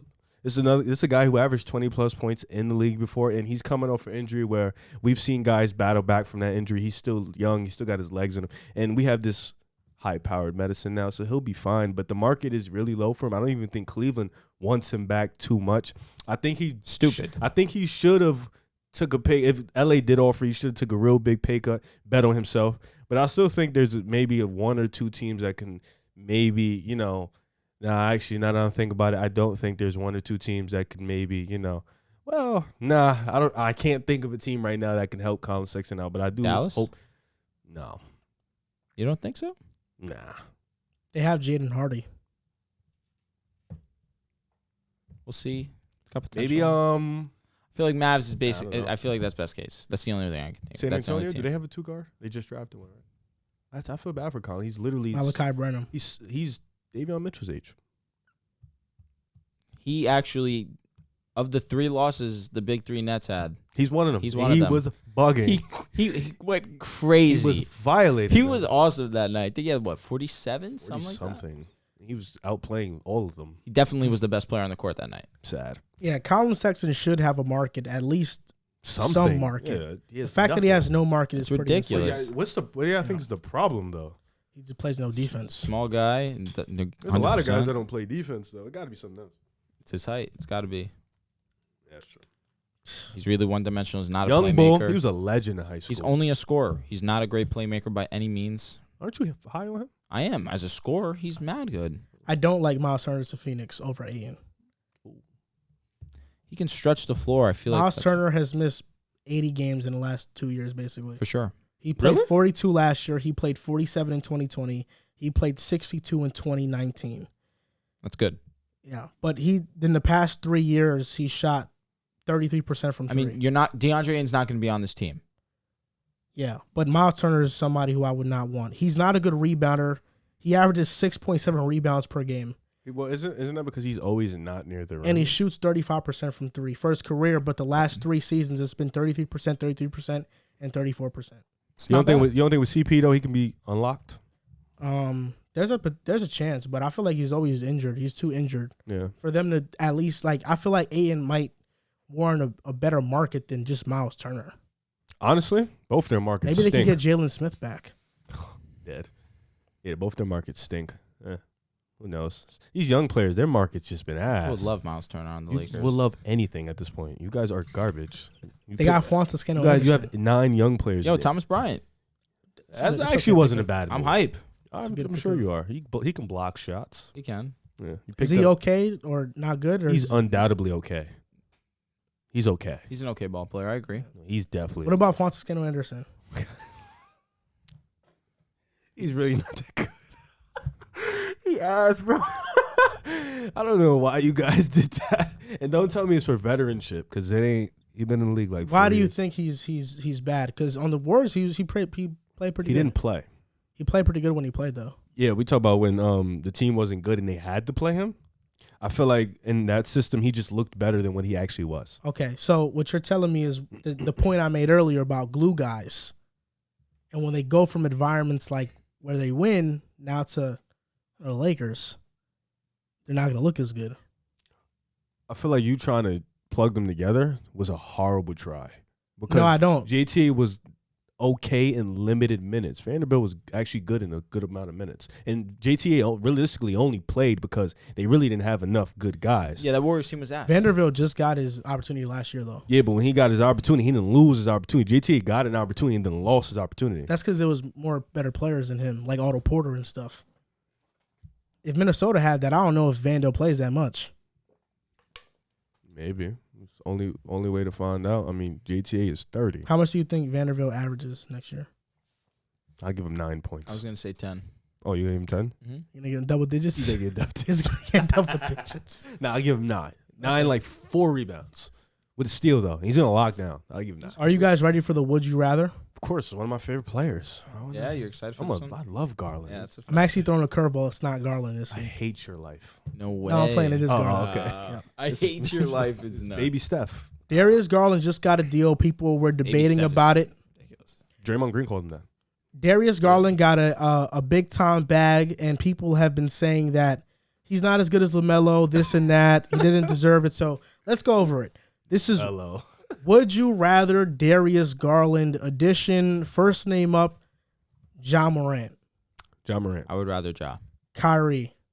Kyrie. I would rather Kyrie Irving as well. Trae Young. Trae Young. So just going back to the Kyrie thing, based on Kyrie's availability, factoring all that stuff, you wouldn't rather Garland over him? I just feel like Kyrie Irving is still one of those guys that you have to respect his game. When he's on the court, we've seen what he can do. Unless it's like somebody on even par with him, I would take Kyrie. So if it was like him or Dame, I'll take Dame because of all the availability stuff. I respect that. Kyrie's still better than Garland by a little bit amount, so I'm going to take Kyrie. Tyrese Halliburton. Garland. Damian Lillard.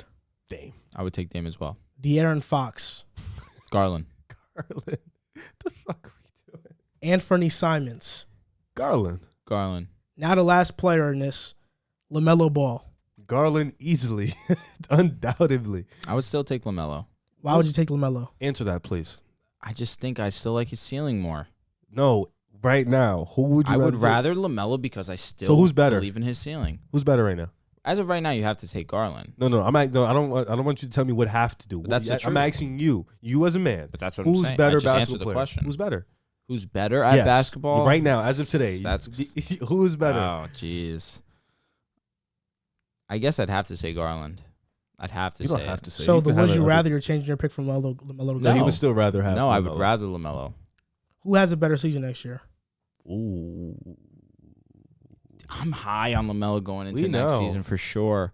Especially without Miles Bridges, I feel like he's going to have to shoulder a lot more of the offensive What you load. thinking? 22, 11, and 8? Not, bless you. I think he could be 24, 25 next season.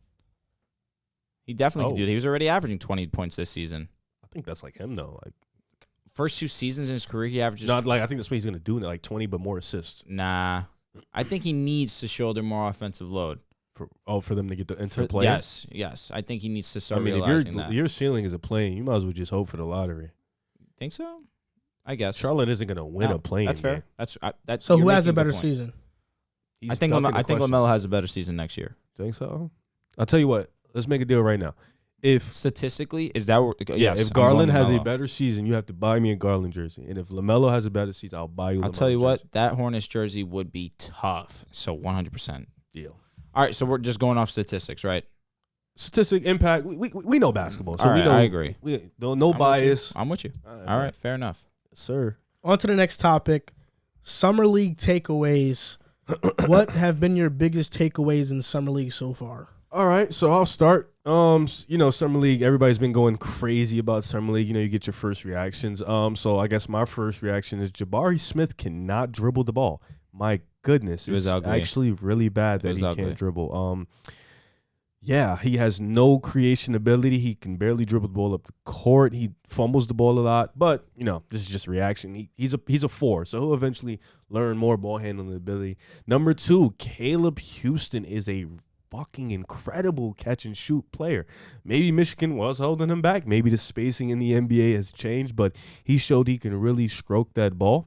And number 3, my final one, I got to show Chi-Town some love. Dalen Terry getting the run at the point guard position. He was playing the 1, and he looked incredible. He was making the perfect reads. He was making difficult passes. He was running the great pick and roll. So those are my 3 guys. I got Jabari Smith can't dribble. Caleb Houston is a really great catch and shoot player, and Dalen Terry is an incredible point guard. So I'm just going to talk about the big guys because they're the ones that, people are looking out for. You check Holmgren, the attention that he draws on social media, Paolo Banchero, of course, and Jaden Ivey.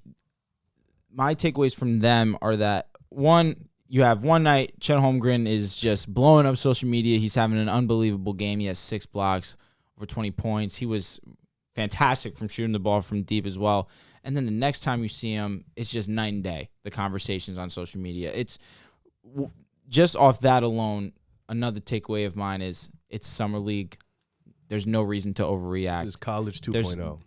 That is so perfectly said. There is nothing to really analyze outside of lineups like my friend Joel enlightened me on last season, but barely at that. There's no reason to look at these games and overreact. Once it comes to actual NBA regular season, that's when we can evaluate these guys. Like, I was super excited to see Ivy come out and ball and drop 20 points, 6 assists. He looked good. From his mama. 100%. He looked elusive. He looked like he was easily getting to the basket and scoring. Banchero, his jump shot was a lot better than what I was anticipating seeing off rip. But again, this is one game. This is what my takeaway is. But at the same time, I'm not trying to overreact to a Summer League game. Well, I am. The one game showed me that Paolo Banchero should have easily been the number 1 overall pick. He's him. There's no doubt about it. He's him. People might say that's an overreaction, but I think Paolo Banchero showed that he clears Jabari Smith. Jabari Smith, my biggest problem, I'll actually get to that when I get into my next point. Paolo Banchero had the most offensive upside of any player in the draft, especially within the top 3 of Jabari and Chet. Defensively, Chet Holmgren is the player that had the most defensive upside. But Paolo Banchero, when he decides to lock in and play defense, he can play defense too. And we know that this is a wings league. There's a reason why I put $10 on Paolo Banchero to be the first overall pick. Is because I believe that he was the best player in the draft, and the Magic should have taken him. And that's what they did. And I think yesterday showed that was the right decision because he had a phenomenal game. And what impressed me the most was his passing and the passes that he was making in the game. My other takeaway is that Jabari Smith is going to really struggle with the Rockets if they don't get a true point guard. Rockets fans are hoping it's KPJ or it's Jalen Green. Jalen Green can at least set him up somewhat. Ty? I don't think Kevin Porter Jr. is a true point guard. I don't think he'll ever become that, sadly. That's just me projecting. I think he's a 2 guard, and that's his natural position. And I don't believe that Jabari Smith is going to benefit much from playing with that backcourt. I feel like he would have been much better suited playing with someone like Josh Giddey, SGA and OKC, or Orlando with Markelle Fultz, because Markelle, when he plays, he's a phenomenal playmaker. So that would have been a better situation for him. And outside of that, just Keegan Murray. I think Keegan Murray, everybody crucifying the pick on draft night, for him to come out and have 2 big-time games where he scored over 20 points, I think was big for him and his confidence. And also with Houston, I love Josh Christopher and Tari Eason's energy. I think Tari Eason really showed a lot in the Summer League game. And it's happening today. I didn't get to watch the games, but Benedict Mathurin just had 23 points. Bryce McGowan's had 17. Quentin Grimes had 25 and 8. So people are showing out in Summer League right now. And Jaden Hardy, can't forget about him. 25-point game. He slipped all the way to the second round. This is also another overreaction for Summer League. Just from me watching, I know Shaedon Sharpe exited early with a shoulder injury, but it doesn't really feel like Shaedon Sharpe likes playing basketball much. That's just from a reactionary standpoint. The way he walks, his demeanor, it really feels like he did not care at all. And I felt like for somebody who's missed out on an entire year of basketball, for you to finally go in an organized game to show your skill against players in your draft class, to showcase your skill against Jaden Ivey, who was the top shooting guard prospect. The way he came out in the game, I think, was very flat. Obviously, he exited very early due to injury, but just from the minutes that I saw from him, I really didn't feel like he had much of a desire to even be out there. And that was my biggest concern for him coming into the draft. What was your outlook on Jabari? Because I've seen a lot of people talk about him. I never thought he had the I lowest. said Jaren Jackson Jr. I never thought he had the highest floor, and I didn't even think he was a top 3 prospect, honestly. But you think he could be Jaren Jackson? That's like your comp for him? Yeah, offensively. Defensively, I don't think he's Jaren Jackson, but offensively, that's who I see Jabari being, more of a Jaren Jackson, so a complimentary player. I don't see Jabari being a star. Yeah. Like a superstar at least, Maybe he can be a star, but there was a stat that he shot like 40% from the 2-point range, which was the lowest of any prospect picked in the top 10 in like the last 20 years. He took a lot of hard shots in college. So I don't know. I was never high on him. So, well, it's good because it's a perfect segue into this next topic. Ivy guy. Ivy, I'm all in on Ivy. I'm all in on Ivy. He just got that. He's lit. He's lit. He the dude for real. Surprisingly, you're low on Detroit, though. He's not. I mean, See what this guy does I guess. I mean, I guess You don't think they low. can sneak into the play-in? in the East. I think no. You know what? I'm not even gonna give you the benefit of the doubt. I'm gonna let you know when we do off-season previews. Nice. So based on your answer, it's a yes. No comment. You think they can be better than the Knicks? I'm gonna tell you in my off-season previews. I'm not gonna give. Oh, better than the Knicks? Oh yeah. Sorry, Well, bro. the Knicks will be a close to a playing team. No, you won't. No, you won't. I'm just cashing all the money that I won on my bets today. I actually didn't. I actually bet. I have to see if I won them or not. How much did you win? Well, on every bet, on every app that we work with, I actually You won on all of them? yes, Oh wow. because I put on the same bet. I put on the Yankees to win by Dead. 2 runs, and Yeah. we smoked the Red Sox tonight. Mm. Only one app actually I didn't put money on it. I just put it on something different because there was a boost. But I think tonight I made like 140. Nice. I'm about to see how much I made in a few. So this Summer League segues into this topic. Which team do you think has the brighter future going forward, the Houston Rockets or the Orlando Magic? I'm gonna go with Orlando. Good And answer. I think I like Orlando. I'm going to say Orlando because I feel like I am under the belief that Jalen Green is going to be an all-star player, but I don't think he'll be a superstar player. I think he will be right in the ballpark of one of the best 2 guards at his position. But I think at this point, this is a point guard league. And as we can see in the top 10, top 12, point guards and wings dominate that position, that top 10 range. So I'm not really all in on the Rockets. Jabari Smith, like we was talking about before, I'm not really all too high on Jabari Smith. I love Josh Christopher, but I don't think he'll be a star. Ty Washington, I'm also another one that's not too high on, but Tari Easton's a good player. Sengun proved me wrong, and he was really good his rookie year.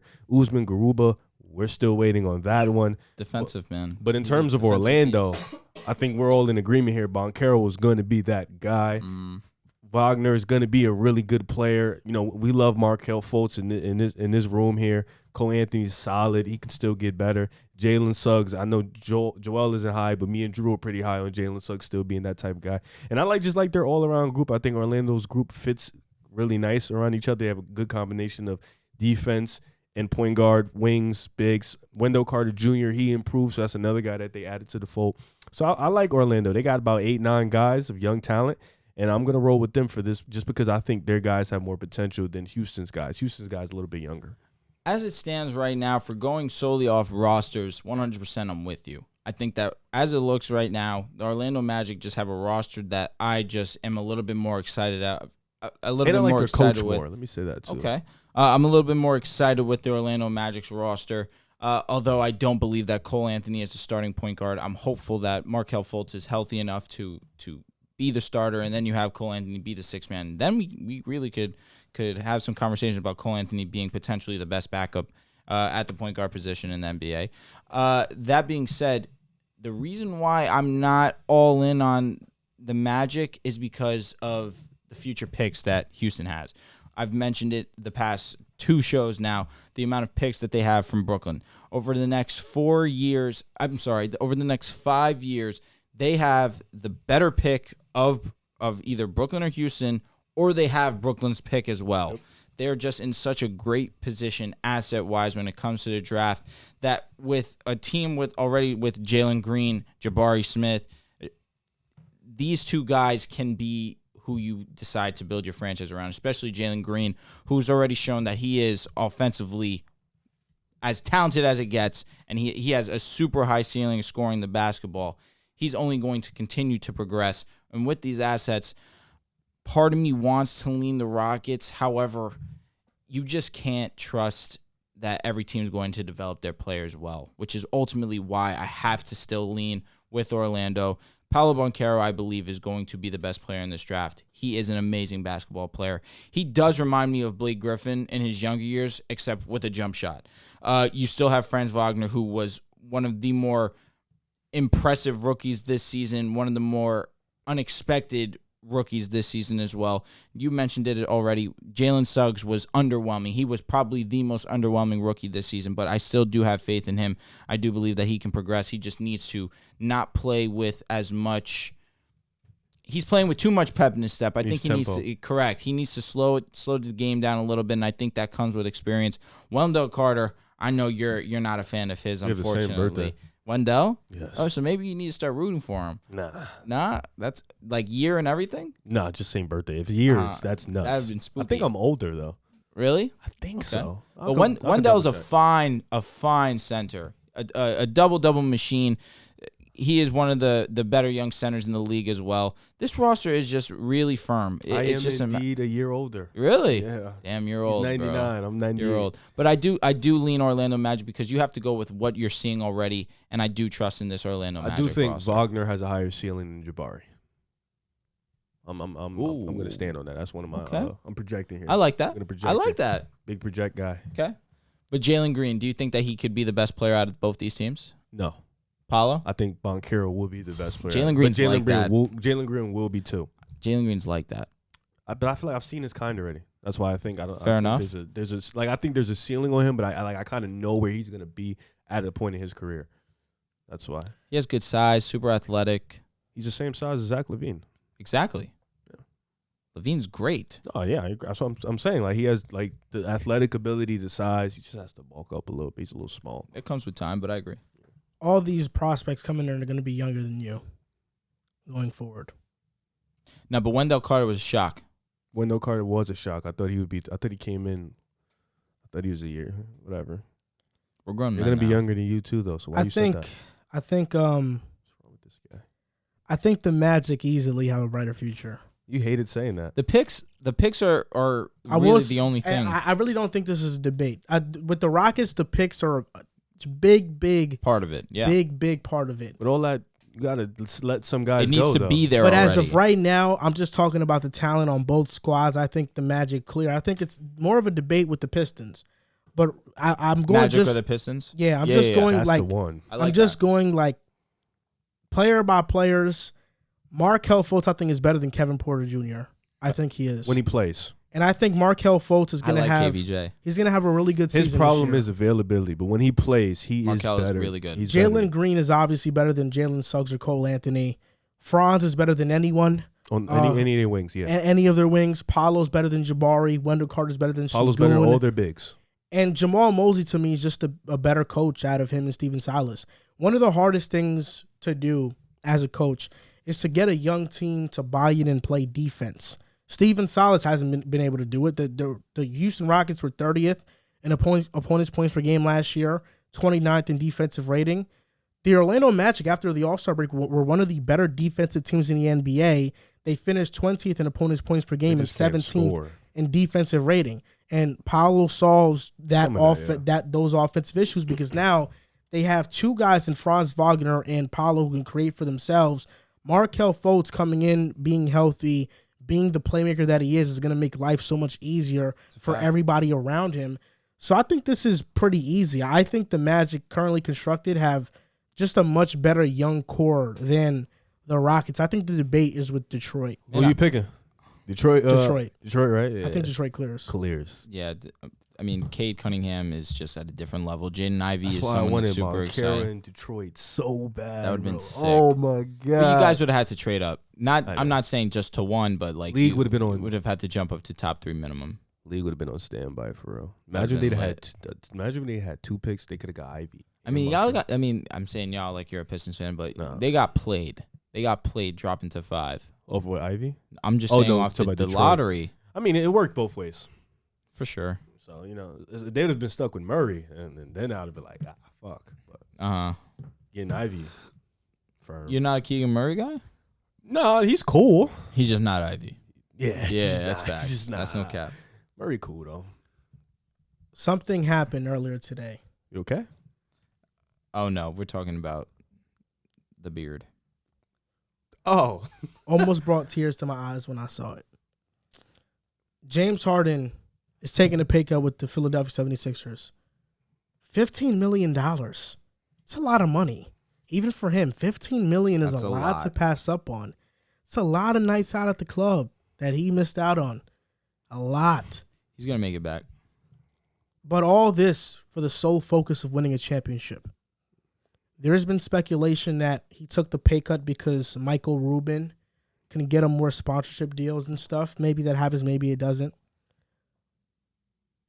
But James Harden taking his pay cut just reassured me of the man I know he is. He wants to win. He will do whatever it takes to win. And he sees the Philadelphia 76ers have made some great offseason moves. DeAnthony Melton, a pest. Is he an okay to not good player, River? Or is he good? He's okay. Who? DeAnthony Melton. Okay. He's He's okay. a Good backup. good player. Good backup, though. He's a good player. He's okay. PJ Tucker, the best corner 3-and-D player in the NBA. Grant Williams. Then you talk about Grant Williams. the Sixers freeing up $15 million to maybe go get another, player. Maybe Colin Sexton comes to Philadelphia. Who knows? Colin Sexton will be pretty good, but I think they need wings. And now Harden, it's just been such a tough road for him. He came into the 2020-2021 season out of shape because he wanted to get out of Houston. He requested a trade. He got his wish to go to Brooklyn, although first option was always Philadelphia. He gives Brooklyn his all, is in the MVP conversation, injures his hamstring in the playoffs, game 1 in the second round, unfortunate. Series is tied 2-2, and he decides, you know what, I'm going to be coming back for game 5. I'm going to put my health on the line on a grade 2 hamstring, and I'm going to play. Motivational. He played 50-plus minutes on that hamstring. And because of that poor decision, because he wanted to win so bad, he had to rehab the entire offseason and nearly cost his career because of it. Now, a year later, people are talking on this man's downfall, whether or not he's going to be the same player. But guess what? This is the first offseason in the past couple of years where James Harden is fully invested on the team, and he wants to win a championship. He passed up on $50 million per year with Houston to go to Brooklyn in the first place. Is Bradley Beal doing that? No. He just signed a Supermax. Is Damian Lillard doing that? Somebody who said he's wanted to win. No. He's not. They're not. Because they're not about what they say. But James Harden is about what he says 100%. He said he wants to win. He's taking that pay cut. This isn't the only pay cut he took, because he took it in Houston when they offered him that big-time money. But he said, you know what? I don't want to be a part of this because I want to win a championship. Can you imagine that? He's coming off his worst year in a long time, and he averaged 22 a game, 7.7 rebounds per game, 10.3 assists. Those are career numbers. If DeMar DeRozan had that, we'd be saying that's his best season yet. See, I feel like that's the thing with those two guys. No shade of DeMar, I love, great season. But let's throw shade at But they traded places. Last year, DeMar was what James Harden always was, and James Harden became what DeMar DeRozan has always been. But now that's no more. At James Harden's worst, he was an all-star. 27th in scoring, 8th among shooting guards, 4th in rebounding amongst all guards, and was 2nd in the NBA in assists, 26th in PER. That's a down season for the beard. That's a shaved season for the beard. Now, I like that. What he's going to do this upcoming season, going to take the league by storm. He's going to be an all-NBA performer once again. He's going to be a top 10 MVP candidate once again with Joel Embiid. They're going to have 2 MVP candidates. And with the roster they're assembling, they will be favorites in the Eastern Conference. James Harden is getting back to his all-NBA caliber level. And this pay cut was just the first step in that direction. Now he's fully focused. Have you seen him, his body recently? It's amazing. He's on TikTok now. He posted a TikTok. Really? I commented and I liked it. Let me take a look. With Sam Cassell, right? With Sam Cassell. That one was dope. He's wearing a long sleeve 76ers blue shirt. His body looks spectacular. James Harden is getting back to his old ways. And this is the year where he wins that NBA championship. Wow, I think this year it happens. That didn't move anybody. I think this year it happens. Let me go first, Drew, because I No didn't problem, I didn't like the DeMar shade. Yeah, that was unnecessary. And, you know, he tends to do this, and this is why we laugh at his players, because this is your problem. You want us to put James Harden here, yet you tend to bring, when you talk about him, you bring him here. We look at James Harden as a top 5 shooting guard ever, right? We look at James Harden as one of the greatest scorers ever, right? No doubt. So why do you feel like you need to compare him to a player that's not in his caliber? DeMar is an all-star in his own right. He is one of the 20 to 25 best players in the league. All respect to DeMar DeRozan. But he's not. Nothing but respect. But why for are him. you compare James Harden to his contemporaries? The guys he's just on, for this past season? Because they traded places. I let you do your little spiel. Nah, you had a whole spiel. I let you They traded places. I let you do your thing. Compare him to players of his contemporary.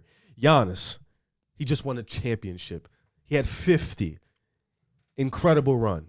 James Harden never had that. Steph Curry, he has 4 championships. James had 0. Yeah. LeBron James, nothing needs to be said. Kevin Durant, 2-time champion, 2-time finals MVP, averaged 30+ Weak move. in NA finals. Harden should have done it. Kawhi Leonard, 2-time champion, Toronto, one of the greatest runs of our era, the 2000 era. We've seen that. Compare him to his contemporaries, bro. Because if you compare him to his contemporaries, you'll notice that he gets the short end of the stick when it comes to winning. Stop comparing him to players we know is not on his level. DeMar is a great player. He's not on James Harden's level. We know that, bro. Harden is, when he's at his best, a top 6-7 player in the world. But he hasn't been playing like it. Why is that? It's not DeMar's fault. It's not our fault. It's his fault. He went to Philly. He felt like he had the best chance to win a championship in Philly, right? I think we feel like now you're playing with a top 6 player in the world, right? Joel Embiid. Made some good moves in the offseason. You picked up PJ Tucker. You picked up a really good backup, so now you won't lose those minutes. DeAnthony Melton is a really good backup. I thought it was just okay to not good. Okay to not good, but he's a really good backup. There's a little difference here. Really good backup. You picked him up, right? You got a good team. You made your good offseason. You still have Doc Rivers. Okay. You can manage that. Joel Embiid just had one of his best seasons. He's still going to get better, right? Now you have an opportunity. If you come back to that All-NBA play, you can win a championship. This team is kind of built in that way. It really just rests on you. Do I think he can go to an All-NBA level? Yeah, there's 3 All-NBA teams. It just depends on which All-NBA team we're talking about. Are we talking about first team All-NBA Harden? Do I think he can get back to that level? I don't know. That's still a wait-and-see process. But I do think he can get back to an All-NBA level. But it really just depends on how he comes back. You said he's been in the gym. We've seen him in the gym with Sam Cassell. He lost some weight. Like you said, he's had a full season now where he can get healthy, full off-season where he can get healthy. So now it's something to see. But it's going to be tough. The league has gotten better. The Bucks are still around. Boston is around. We see they just stopped Kevin Durant and Kyrie. I am 1,000% sure if they can stop those two, they can stop James Harden. So it's going to come down to what James Harden do we see. You still got Miami. Miami's still going to be that annoying team that's going to be around. And then in the West, you got the Clippers. You got Golden State. You got Denver. You got Phoenix. You got Dallas. It's a lot of teams in the East, a lot of talent. Luka, Steph, the Joker. Embiid is with you. You still got LeBron around. Giannis is around. Jason Tatum is getting better. Jimmy Butler's around. Kawhi Leonard is coming back. There's a lot of talent in the NBA. Harden needs to be at where he should be at for them to be in championship mode. Because if he's not on that level with the guys I just named, who they all have a ring and they all have won championships and they all have done something in the finals or in a specific run, he needs to be on that level for them to be a championship team. Because that's at the end of the day, this team relies on James Harden to be that level for them to win the championship. He will be. A lot of things he said here are 100% sound. However, I agree with a lot of what you're saying. I'm really middleman right here, but I really lean more so with Joel in the sense of you're kind of attacking James Harden's legacy right there. He attacked DeMar. I had to go in the attack mode. Which is fine. You didn't even care about DeMar a year ago. He wasn't on my team. Now he's on my team. Got to pay homage. The only reason why I say called like him mid for years. I didn't call him mid for years. You called him the Frozen for years. I don't even use that phrase. The Frozen Called him a rude. choker for years in the playoffs. No, you did. Stop putting what you say on me. All DeMar right. DeRozan is not a player that you like. All right, the spotlight's That's on cool. me, boys. All right. Sorry, buddy. Point being is James Harden taking $15 million less to essentially better the team speaks on James Harden's character more than anything. James Harden over these past 2 seasons at least, let me not say because obviously there's been James Harden stands, but consensus that James Harden was being relatively selfish, wanted out of Houston, forces his way out of there, looks out of shape. This going into this season didn't seem like as if he was in shape, but again, that's due to injury as well. Goes to Philadelphia, was inconsistent still. Had moments where he was James Harden, had moments where he was just not who we were anticipating him to be. So he takes the pay cut here because he understands that his legacy's on the line, like River just laid out. He understands that there's a laundry list of players ahead of him right now who have done a laundry list a little bit strong. Let me say, Riv hit it right on the head with it. You have LeBron, you have KD, you have Steph Curry, you have Kawhi Leonard, you have Giannis Antetokounmpo. You have guys like Luka Doncic on your tail, Jimmy Butler, Jason Tatum. These are all young guys that are coming for that spot that you're running out of time. Your time to be great, to win a championship is coming to an end. He is with a top 5 to 7 player in the NBA in Joel Embiid. And by taking less money, PJ Tucker, of course, coming to join the squad as well. You mentioned Melton coming in also as a backup point guard. It allows you to fill the roster with more needs to not just cater to James, but, of course, cater to Joel Embiid, who is the best player on this team. I do believe that Harden's going to come back this season and be great. But that still does not take away from the fact that he has pressure that he has already felt in the past, and it's going to come down to if he can come through in the playoffs or not. It's the same thing over and over with Harden. We don't care about the regular season with Harden. We know who Harden is. It's a matter of in the playoffs, where we happen to know who James Harden is also. We need to see the narrative change. And I do believe that the Sixers are going to be a lot better than they were last season because Harden's going to be better. So they're going to the ECF. That's a lot better. I just look at Milwaukee, and I think that I would rather Milwaukee squad. This guy's never winning a And championship. Boston, personally, you may disagree, that Rob Will, Al Horford tandem can halt Joel Embiid. I do believe that. He won't win. The truth about James Harden is that in the playoffs, people tend to over-exaggerate how bad he is because he's a great all-time playoff performer. Correct. Oh, Because when you look at his stats, I don't know about that, King. You over-exaggerate 11 turnovers in a when you look at his elimination stats, game. he definitely has bad moments. But in the bubble, he averaged 30 points per game in that entire playoff run. The year before that, when Kawhi won a championship in 2019, Kawhi averaged 28 points per game versus Golden State in the finals. In the Western Conference Finals, in the second round where Harden faced the Golden State Warriors, he averaged 35 points per game. His numbers across the board were better than Kawhi Leonard's. That he had better stats versus Golden State than Kawhi did against Golden State. James Harden for the past 4 to 5 seasons has been otherworldly in the playoffs. The difference is that he doesn't match his season's averages because in the season he averages 30, 35, 36, and people expect him to do that. But honestly, who is doing that in the playoffs? Nobody's doing that very few are doing that in the playoffs.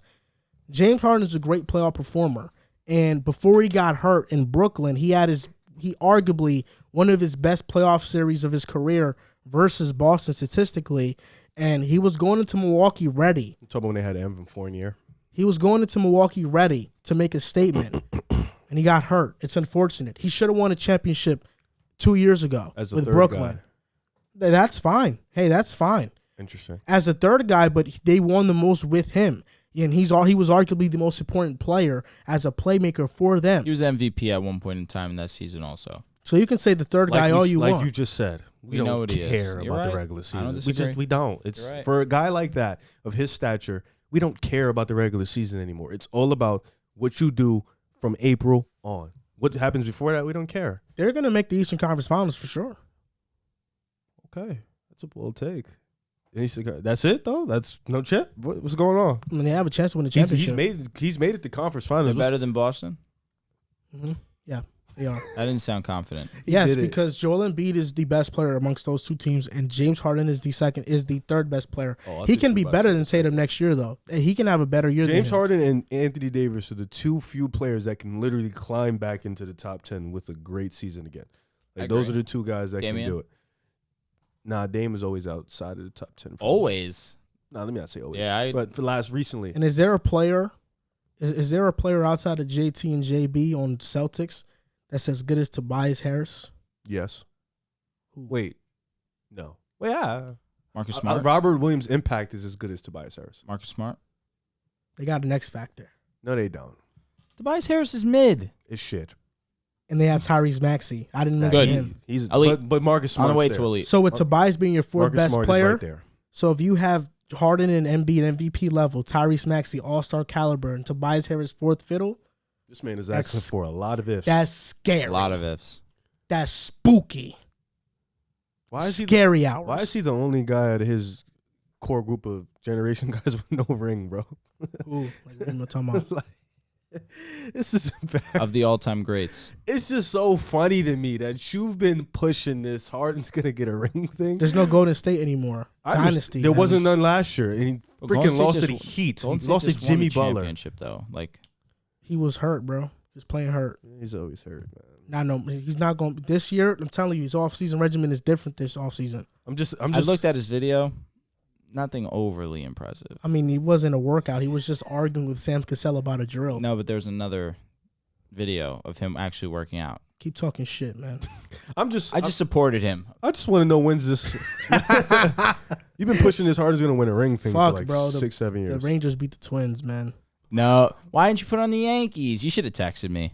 I just really was on some bullshit with baseball. I was just putting random You should have bets. texted me. I just put parlays on like favorites, bro. I literally put every single bet the same. Damn, bro. I messed up. It's all right, man. So that's going to do it for episode 194 of the Pick a Side podcast. Don't forget to click the links down below. Big facts, big Chalkboard, join our group chat, and NBA Top Shot. Join Top Shot with our link.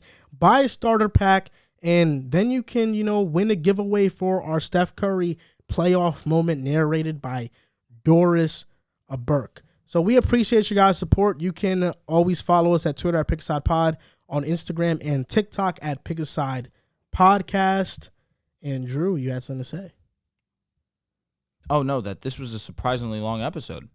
I didn't think that it was going to end up being almost 3 hours. The Jazz debate was long. Yeah, 2 it hours and was. 15 It minutes. was. And the Kings No, bro, debate was 51. long. Oh, That's what I'm saying. Yeah, bro, we were here for a while. Yeah. But listen, hey, pickasidepodcast.com. Go buy yourself some merch. I told my grandma this because she would be asking me like, "How long is your podcast?" And I'd be like, "It really depends on how spicy the conversation." That's a fact. If it gets spicy, then This could wasn't go on supposed. for This like wasn't 4 supposed to be a hours. long one. Yeah. That's why I never put a timer on it because you Mhm. never know, bro. You took a lot of L's this pod. Are you dumb? You took a lot of L's. Like, the Jazz are going to be bad. The Kings are going to be better than you think. Well, it's only an L until it actually happens. Listen, shameless plugs. Pickasidepodcast.com. Go buy some merch. Check it out. Let us know what you think. Follow us on socials at DuragRiv, Joel V. Moran, at Handrew, 5 A's. I am also a rapper now. A handsome one at that. Dropping my album soon. Tough. I'm really becoming a rapper.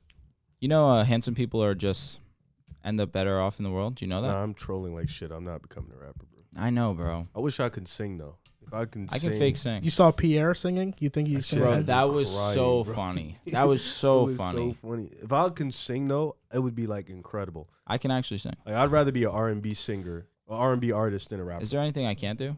Yeah, you can't play basketball. I would give you 30. 30? No, 30's tough. that's a lot. That's a lot. 30's actually a lot. Like in a game, it's really hard to get 30. No. Like, My career high is 10. is it really? Yeah.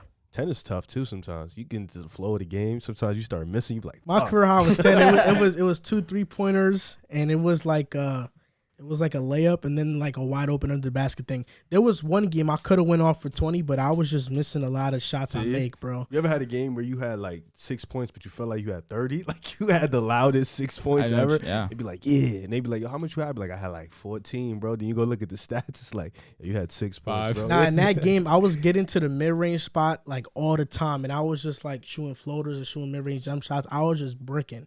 Like I was probably like I was in that throughout the game, in the last seconds of the game, I was like probably 1 for 10.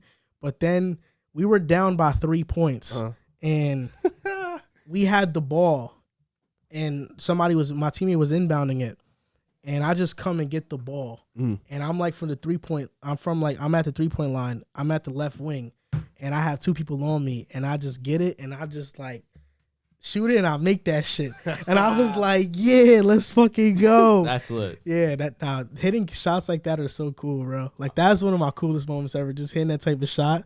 I was like, yo, I really made that shit. None better than a good moment like that you just don't forget. So thank you guys for listening and or watching, and we'll see you next time.